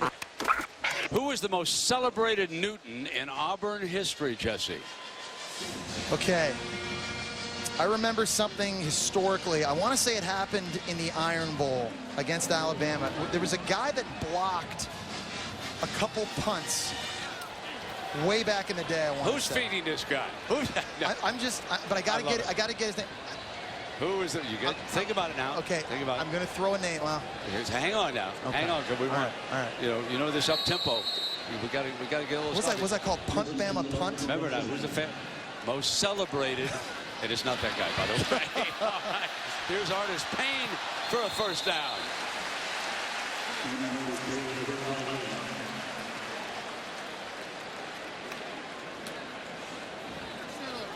We'll stick right here. You still got me thinking. Oh, yeah. I'm trying to get that first name. I'm assuming it's a Newton. I can hear some Auburn fans. Okay. Outside the right now, pulling back. Come on, Jesse. Come on. Okay, well, I'm going to go with Newton as the last name. Okay. I'm starting there. I'm just going with it. I don't know. I'm just going to go with that. That's a pretty good guess. Who's the most celebrated Newton? Here we go. Hand it off, and Payne breaks free. Busts a tackle. Crosses midfield. And this is what we haven't seen so far with Auburn offensively. It's been explosive plays in the run game. But all of a sudden, this offensive line now in the fourth quarter starting to get a little bit more push up front. 28-yard gain. Marshall keeps it. Dances. Turns a loss into a gain. How many times did he do that last year, Brent? How many times did defenses have position on him? People, forget sometimes. Remember, he went to Georgia and was a cornerback. And that's the kind of speed he has. And in space, he's very, very dangerous. Take a look at the rushing yards here in the second half already. It's been a different story. Both these teams. Big part of that, a Heisman candidate back at quarterback.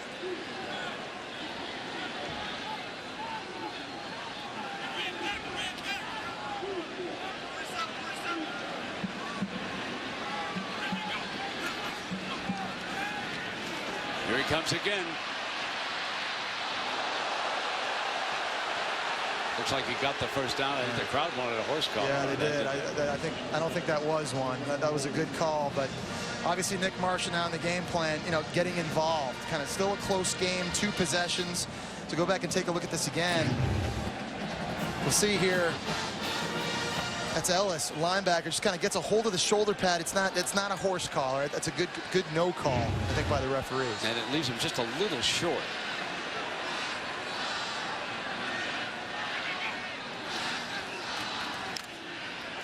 Pick it up easily, and they're down to the 35-yard line. Artis Payne. That zone read play has so much more effect when Nick Marshall's in the game, doesn't it? Because defenses really have to honor him that he might keep the football. And you can just see there's a little bit more hesitation when they're running that play now than when they were with Jeremy Johnson. Gus's offense demands a mobile quarterback. You forget that Cam Newton, he was a heck of a runner.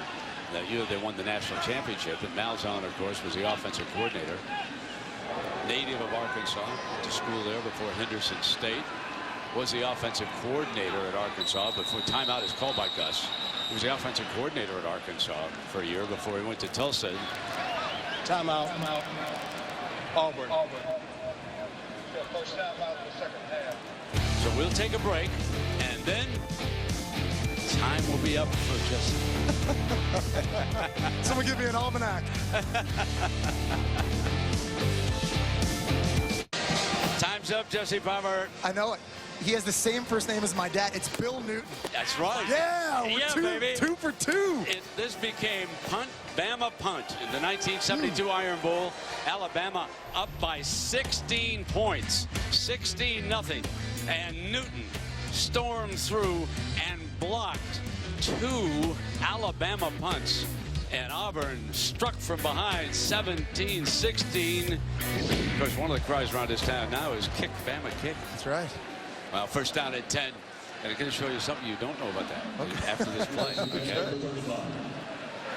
I like when you educate me, Brian. You know, I get that every day. I'm impressed you got a good sense of history, though, young man. All right, here we go. Marshall fires in zone. Incomplete. Sammy Goetz. That's a missed opportunity. Now, while you were in the coach's room looking at tape of all these players, okay, I was out doing my own research. And that was the final score, 17-16. And that's the name of a wonderful pub here in Auburn, Alabama. Really? Okay, that's right. 17-16. And those boys opened it up for us. And when I come back, I expect to have their second one open. It's 34-28.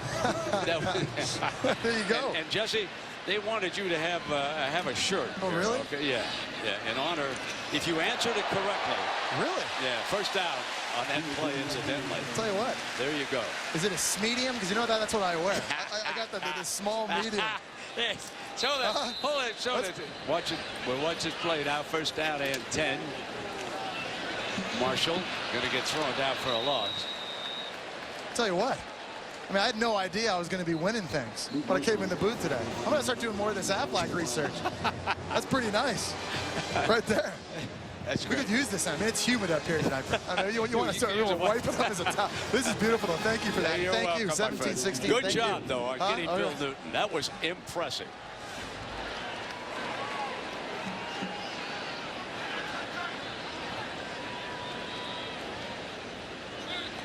Second down and 15.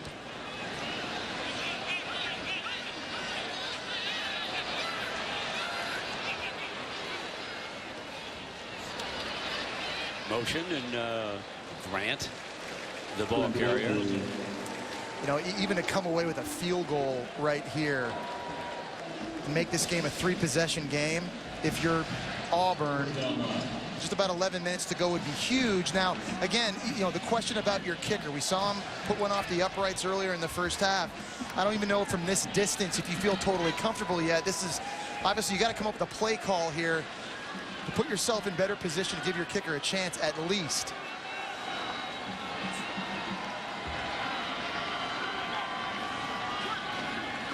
Marshall sacked at the 29-yard line by Johnson. Yeah, I've been impressed with Arkansas up front. That was my biggest question mark about them coming into this game, was inexperience and maybe lack of depth on the defensive line. And as we know, the SEC, it's a line of scrimmage league. You've got to be good at that position. There have been a lot of new faces for Arkansas here playing today. We've seen a lot of different guys make plays. Tywan Johnson, undersized defensive tackle. 255 making that stop.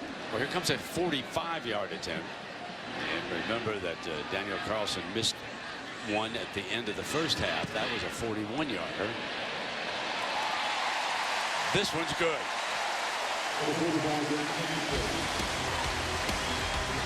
The defending SEC champions finally with a comfortable lead over Arkansas.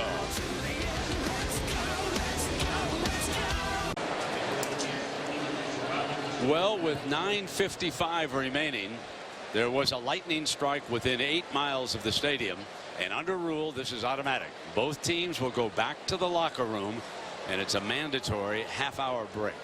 So Brett Bielema and the Auburn Tigers will file off the field. We've had thunderstorms in the area earlier today. In fact, there was a shower that passed through here, but that was not accompanied by lightning. So certainly we hope that that lightning takes a left or a right-hand turn, and it's 38-21 right now with a nice 17-point cushion. And of course, one of the things about the SEC network is you've got Darinoka always on call, right? I'm gonna put him to work, Brad. You ready? Right. You about ready? All right, Dari. Q McElroy, Q Booger, get him lit up in there. Take it away, Dari. Network. Let's go back to Brent Musburger at Auburn. Dari, thank you very much. And here Auburn on a field goal just before play was interrupted holds a 38-21 lead. Now with Jesse Palmer, we're going to take you back and show the scoring. This game was tied at 21 at the half. Melvin Ray got loose, Jesse, for the game's first touchdown. 49-yard strike for Auburn. It's a really nice play by Jeremy Johnson on that throw, and then Arkansas came right back, had success running the football, found tight end Hunter Henry in the corner of the end zone. Then it was Auburn again. The Artist Payne banging in, and they weren't finished. No, Duke Williams, the big JUCO receiver, doing a nice job over the middle of the field. Big body catch from Jeremy Johnson. Get back in the end zone. Back to another tight end, Derby, former quarterback, and now it's 21-14 Auburn. And Arkansas answered again, running the football with so much success. This was the final score of the first half. This would be the last time they got on the board. Jonathan Williams for Arkansas. Nick Marshall sat out the first half, but then on his first drive, runs in for his first touchdown of the season. And then the play of the game on defense, Jermaine Whitehead gets a deflection, gets the pick, follows a convoy, gets into the end zone. This was a real change type play in this football game. And the first-year kicker, Daniel Carlson, nails a 45-yarder, and it's a 17-point advantage. And Jesse, you've probably been through some delays. I think you told me in the NFL once. What does a delay like this do to the players? It can change the game, Brent. It really can. As a player, it's really hard to come back out here on the field after spending all that time in the locker room, not just get your body fired up to go play again, but mentally, trying to get the intensity level back up again. You remember watching the Super Bowl a couple years ago, Baltimore versus San Francisco. They had that lighting delay. Remember the lights went out in the dome? Well, they came back out. San Francisco was a completely different team. They almost won that game. This game's not over yet. We got a 17-point game right now. Had a little bit of rain. We got to see where these players are with respect to their mentality. This will be interesting. Yeah, Wisconsin will get the ball, but let's check in down below now with Maria Taylor. Maria? Yeah, Brett, the rain's still coming down a little bit, but it's really tapered off. I talked to Gus Malzahn, and he said he got his team back up with about 5 minutes left before the warm-up started to make sure that they got their legs moving. But during the break, he wanted to get them off their feet so that they could have some rest. Now, he said they did probably too much wet ball practice this week because they knew that this was going to happen. They're going to be relying on veterans here. And as for Arkansas, Coach basically told me that they had fun. They had 250 peanut butter and jelly sandwiches, said the team completely crushed it. They got some music going, so they're hoping to have fun when they get back out here and finish up this game strong. Maria, I've got to apologize to Razorbacks. See the coach over there? Bielma, I can't get the Badgers of Wisconsin out of my head. Yeah, I know where you're going. Well, they were running like them earlier. I apologize to everybody. Great state of Arkansas. So the Razorbacks will get the ball, and let's see what they can do with it. That rain delay was 1 hour and 28 minutes. The crowd before the rain, 87,451. That's a capacity here in Auburn. And many have hung on, including a lot of visitors from Arkansas. Fielded by Marshall for a moment, and now it'll come out with a touchback. And we will see what the Razorbacks can come up with. So here comes Brandon Allen, and a young man who was slowed by a shoulder injury a year ago. And Jesse, I think you've been impressed with him. Yeah, I really have. He's come out, showed tremendous poise, looked a lot more confidence. He's made some great throws and really had 2 key drops in that first half. Otherwise, those numbers could be better than they are right now. He's going to need some help, though. He needs this offensive line to reestablish the line of scrimmage again. Almost 10 minutes to go in this game. Arkansas, by no means, needs to stop running the football. Now let's see what that big Arkansas offensive line could do. They were mighty impressive in the first half. And ball on the ground. Flag comes out. False start. Offense, number 85. 5-yard penalty. I think it was just because of the wet ball, right? Yeah, and Brent, I think ball security right now in a lot of different facets is going to be key. Take a look here at the shotgun snap. You got the center, Smothers. The ball just slips out of his hand right there. Yeah, there's no question. And we saw the guy in the opening kick here also drop the ball in the end zone. You got Brandon Allen at quarterback now wearing a glove on his throwing hand. So these new conditions, this changes a little bit for a lot of people in this game. Smothers back over the ball on 1st and 15. Swings it out to Marshall. Marshall with a good run down the near side. I think this Auburn defense in the second half looked a lot more physical at the point of attack. I think they also did a much better job tackling. They have to pick that intensity back up now. Continue what they've been doing. Remember, they hadn't allowed Arkansas to score so far in the second half. Deflected, incomplete movement. And that was deflected by Ladarius Owens, number 10. There's been better play up front, better penetration in the run game. They've also done a better job getting a pass rush and getting in the face of Brandon Allen. That's where I've seen the biggest difference in Auburn defensively here in the second half. Ladarius Owens, a guy who started a lot of games last season, fought a bit of a right foot injury throughout the preseason camp. Good to see him doing well in the field. Third and short and right straight ahead is Allen for Arkansas to pick up that first down. 9.5 minutes. A scoring drive here would be huge for the Razorbacks. And all that momentum that Auburn had been building before, getting that field goal right before we had that weather delay, making it a 17-point game. It kind of felt like after that pick six, it was working in favor of Auburn. And you never know what's going to happen when these players come back out of the tunnel after that long weather delay.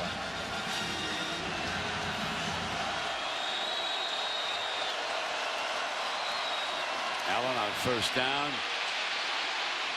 On the move, dropped incomplete, and Henry could not hang on. Justin Garrett with coverage on the tight end.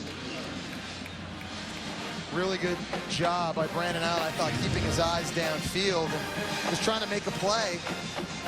That's just a good job by Garrett. You know, that again, slippery pass, slippery football, kind of getting in on the body of Hunter Henry. But there's Garrett. Feel good story after missing most of last year with a couple foot injuries. He's made a couple plays tonight in the run game and now in coverage. Second down and 10.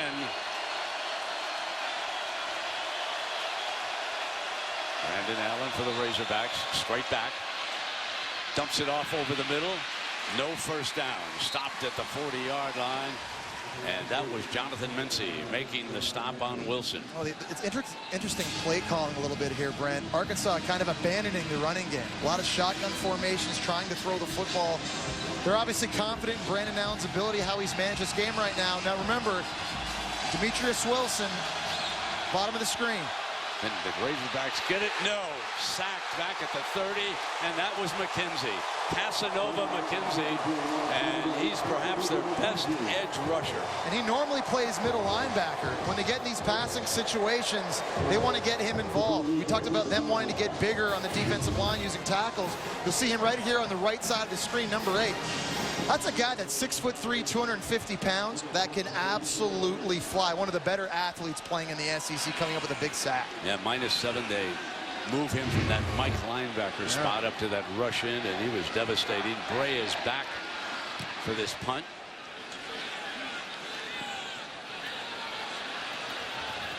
Took a couple of Arkansas bounces inside the 15-yard line. So let's take a break. Now the Razorbacks couldn't do anything with their first possession after the rain delay. 8 minutes remaining in the fourth quarter. SEC Network College Football is presented by Dr. Pepper, always one of a kind. It's 38-21 here in Auburn. Maria, you have 13 seconds. 13 seconds. That's exactly the motto for the Auburn Tigers this year. You might think that you'd want to forget last season losing the national title in 13 seconds, but check out those Roman numerals. That's 13. Tough and together, 13. That's because Gus Malzahn wants his team to be 13 seconds better all season long in every single thing that they do. And that's the major focus and goal, to make sure that complacency doesn't set in on this team, guys. Yeah, thanks, Maria. Gus has joined the elite coaches in all of football. A high school legend back in Arkansas, and moved here to the FBS, and he thinks that football is headed in the direction you're watching. Wide open, up-tempo, and what a terrific run that is by Cameron Artis Payne out of Harrisburg, Pennsylvania. 32 more yards. It's a great start for Auburn offensively after that break. Just a simple zone read play, and there's the power of Cameron Artis Payne. We talked about how he's always been a great inside runner. Lost a little bit of weight this offseason, showing a little bit more quickness maybe than he did a year ago. He's been really impressive tonight. Already over 150 yards for Cameron Artis Payne. Trying to replace Trey Mason, trying to become #1 for the Tigers, and he made a huge statement today. And this is Marshall. He's going to be wrestled down by Ellis. Stop him. You know, there's a couple of basketball coaches that we want to mention. Obviously, Bruce Pearl here at Auburn has been hired by the fine athletic director, Jay Jacobs, and he has worked every camera. He's worked every lunch. I've never seen a man as active in a town as Bruce has been. But then Arkansas, our old buddy Jimmy Dykes, longtime announcer for us at ESPN, and a good one, took the women's job, the head coaching job of the women's basketball team. We certainly wish both Bruce, who also worked at ESPN last year, and Jimmy the best of luck with their basketball teams this year. Two class guys.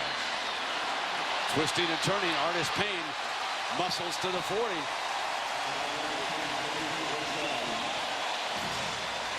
Now, reminder now that Southern Miss and Mississippi State can be seen on the SEC Network alternate channel. Check local listings or go to the SECnetwork.com/channel to find the channel number in your area. Game available on Watch ESPN. Interesting thing here, Brent. Auburn has slowed the tempo way down. They're trying to milk the clock. This is not what we're accustomed to seeing from them. Taking their time. They're getting chunky yardage right now, trying to close this game out. 17-point lead down towards 6 minutes. 2 conference games this week. Already Texas A&M, a winner over South Carolina, and now Auburn trying to beat Arkansas. Artis Payne again. He's been the workhorse. Yeah, served him well. Yeah, he sure has. You know, just talking about Gus Malzahn, I'm really impressed. And you see an Arkansas player here down. That's Darius Philon. That's a big-time player, freshman All-American up front for Arkansas. Yeah, let's talk a little Gus here while we've got a moment. He's changed things completely in the SEC with this attack. No, he has. You know what the thing I like about him is he's always been able to adapt offensively. I know when people think Auburn offense and Malzahn offense, they think about this Nick Marshall run-heavy offense, but it wasn't always the case. Remember Chris Todd at quarterback? Sure. 2009? Under Gus Malzahn as his coordinator, he broke the school record for passing touchdowns in a season. Next year after that came Cam Newton and more quarterback running. The year after that, they threw it more with Barrett Trotter and Clint Mosley. And, of course, we've seen in this game 2 completely different offenses in the first half with Jeremy Johnson and now Nick Marshall in the second half. Good coaches are able to adapt to the players they have, whether it's changing tempo, whether it's changing scheme. He's unbelievable. I'm going to use a line, and I'm not trying to demean anything, but 22 years ago, this young man was scraping out a living, and I mean just a living, as a coach. You know, living with he and his wife in a trailer, and he'd stay up at night, and he'd diagram these plays, and he just stayed with it. He got an opportunity. And it's been wonderful to watch. But he's always been a winner, no matter where he's been. He started in the high school ranks, as you're talking about, back at Arkansas. But half the time he won championships. Well, yeah, you're right. 7 of the 14 years he was a high school coach. He was either playing in or for the state championship. 6 of the 8 years he's been a college coach, not even a head coach. They played or won a conference title. It's amazing. Artis Payne is stopped at the line of scrimmage that time by the Razorbacks. And, Brent, I think looking forward to this season, there's 2 big advantages Auburn has this year in the SEC. One, it's getting Nick Marshall back at quarterback. First time in his 9 years as a coach, he has a returning starting quarterback for a 2nd straight season. So with familiarity in the system, that's huge. We talk about a league that has a lot of attrition at that position. I'll give you one huge disadvantage, and it's called schedule. Yeah, no doubt about that. 3rd and 5. Corey Grant, the running back.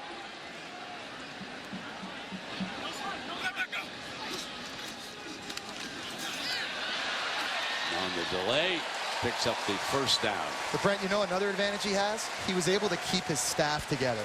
Yes. There was only 4 teams in the SEC that could do that. And you talk about players understanding their respective systems on offense and defense for a 2nd year. You look at Alabama with Lane Kiffin, new coordinator. Florida with Kurt Roper, new coordinator. Jeremy Pruitt in Georgia, new coordinator on defense. And even Rob Smith here at Arkansas, new defensive coordinator. It's a huge advantage Auburn has because of him, Nick Marshall being back year 2, and because Gus Malzahn was somehow able to keep an SEC championship staff together. That plays big for Auburn. And you're right, Brent, that schedule is ridiculous. Handoff on that read option. The defender looked at the quarterback, and that's all Marshall needed. Dive for the end zone. Out of bounds. Looks like it's going to be marked at around the 3. Let's take a look at this. He was going for that pylon. Yeah. Take a look at where the football is when he gets at it. Like, he touches out of bounds with that right foot way early. So that's a very good spot by this referee crew. And how about that speed by Corey Grant, guys? Would you say again, how many coaches got him at sub 4.2 on the handheld? 5? 5 guys got him. It's amazing. He broke 4.5 back to back. You know, that's the kind of speed that the youngin has at 4.19 and 4.14. We try to get him a touchdown. Muscling. Got it. Wow. Well, kudos to Gus Malzahn for keeping his team's head in the game during that weather delay. Defense gets a stop, gets the ball back. Offense marches down the field and scores. And that's a nice little, that's a little bit of an exclamation point, I think, for Corey Grant. Big question for him. Running between the tackles, that's a pretty powerful run right there. Extra point will make that a 24-point cushion. Alabama won today, but only by 10.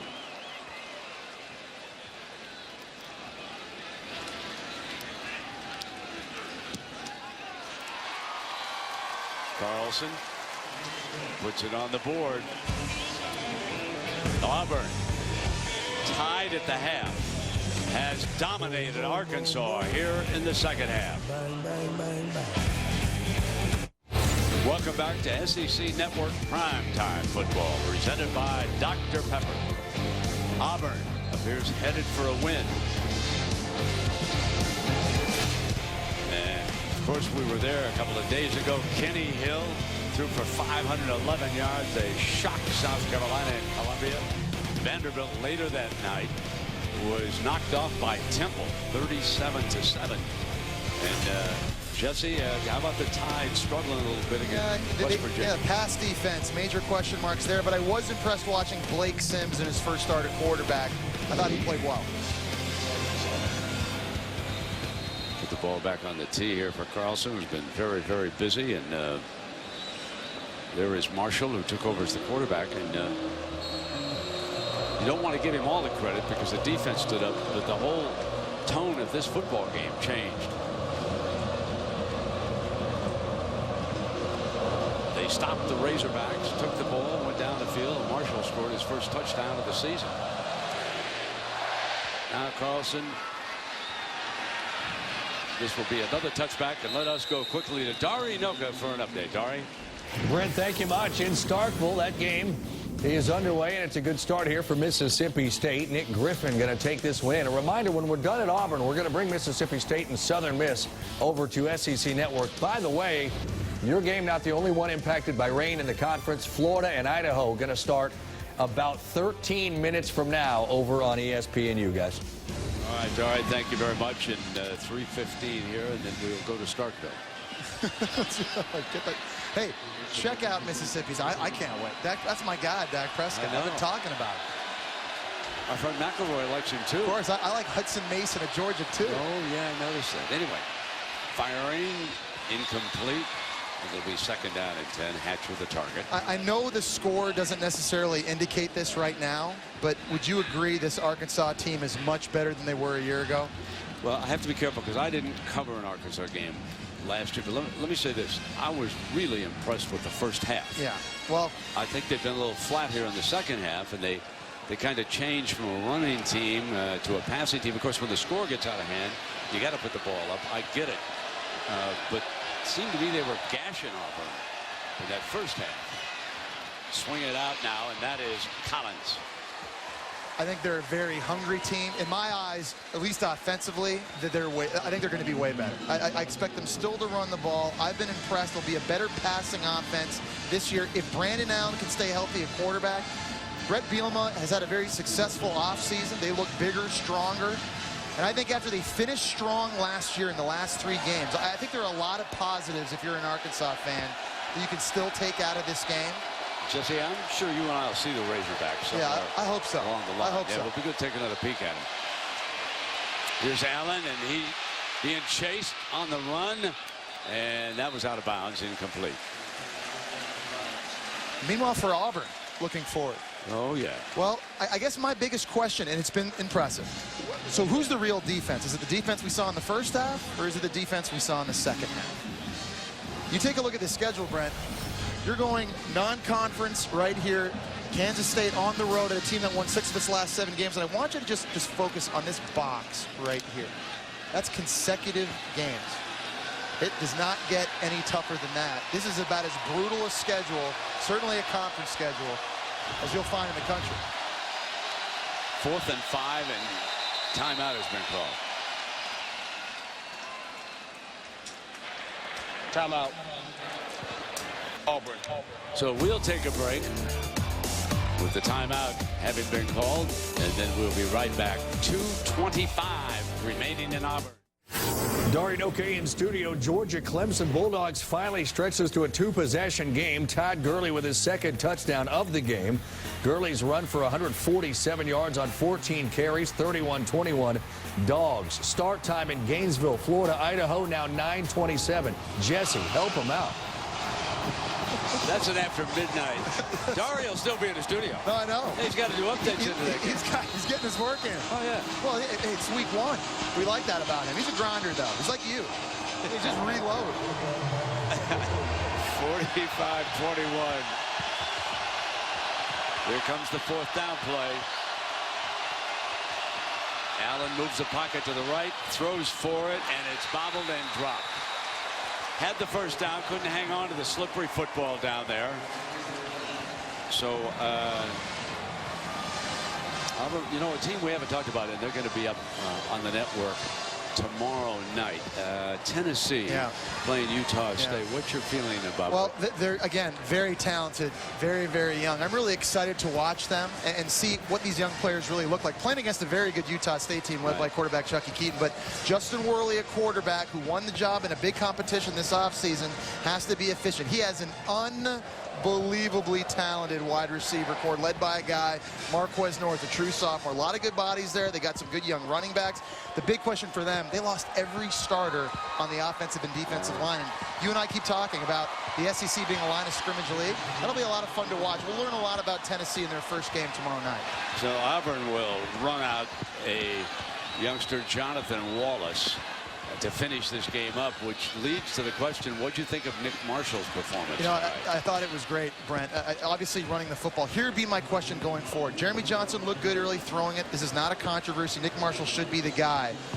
They need to be efficient this year in the passing game. Auburn fans will remember wide open receivers against Alabama and Florida State last year, then missing those throws. We saw one in this game on a post to Sammy Coates. When the big plays are there to be made, Nick Marshall has to be able to hit those plays. When you get guys like Duke Williams and some of these new receivers we're seeing, this offense has a chance to be more balanced and more dynamic. But Nick Marshall, no doubt about it, can be a Heisman Trophy winner. There's a young running back out here, Barber, Peyton Barber, number 25, that Auburn likes a lot. Hard for him to break into the rotation. But this youngster right here, you could see how powerful he was sliding through that line. That's one of his strengths, and I dare say that's going to be an Auburn number to keep an eye on. Yeah, the next couple weeks, he's going to get some reps. Don't the rich just get richer, though? You lose Trey Mason, then you got a Cameron Artis-Payne, a Corey Grant. You got this guy, Peyton Barber, who I rode the elevator with Maria with 2 days ago. He's impressive looking.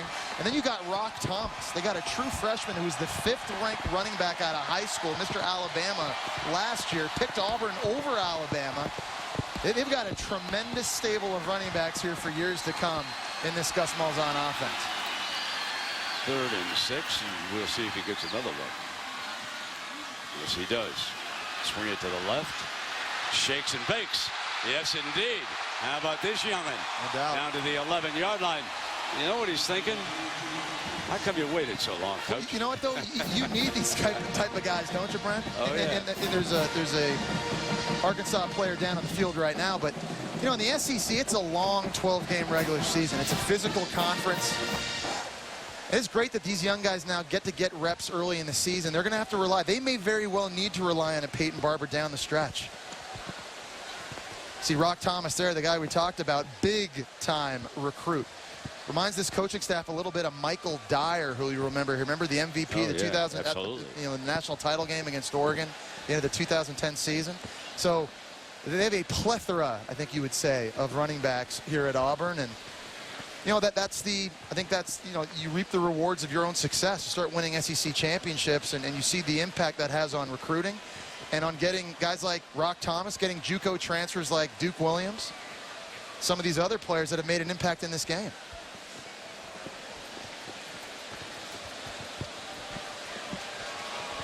So the injured Razorback, and we certainly hope that he's okay. And let's peek at the Arkansas schedule.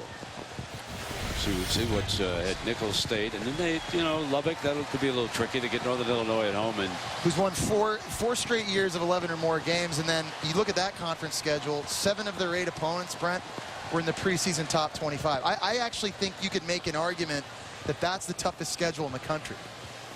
We just talked about how bad Auburn's was. At Texas Tech, Jerry World, and then you get Northern Illinois. No Jordan Lynch, I get it, but they were winning before Jordan Lynch. So Brett Bielema, him and his team, they've got their work cut out for them, but I'm confident watching what I've seen tonight. They're going to surprise some people. They're going to get more wins than a year ago. He's got this program, I think, headed in the right direction.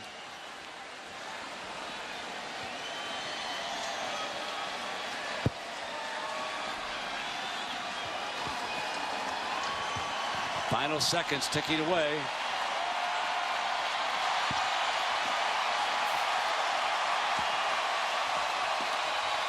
Auburn, the defending SEC champion, opens with a win at home over Arkansas, 45-21. Arkansas is shut out in the second half. You know, and I think it was impressive. The second half really is, I think, what you walk away with the way the defense played, how they became more physical, kind of grew up before your eyes a little bit, and obviously the offense still very potent with Nick Marshall under center, or with Jeremy Johnson under center. Trey Mason gone, Cameron Artis-Payne, Corey Grant both put in good work today here. It'll be interesting. Well, Allen for Arkansas was 18 of 31 for 175. Johnson, who pitched the first half for the Tigers, was 12 of 16 for 243 and 2 touchdowns. And Marshall in the second half threw only 6 times, 4 of 6 for 50 yards and 1 touchdown. He also ran for a touchdown, 8 carries and 19 yards. We had a 1 hour and 28-minute lightning delay, but that'll do it. Now we are going to send you to Starkville. David Neal and Andre Ware.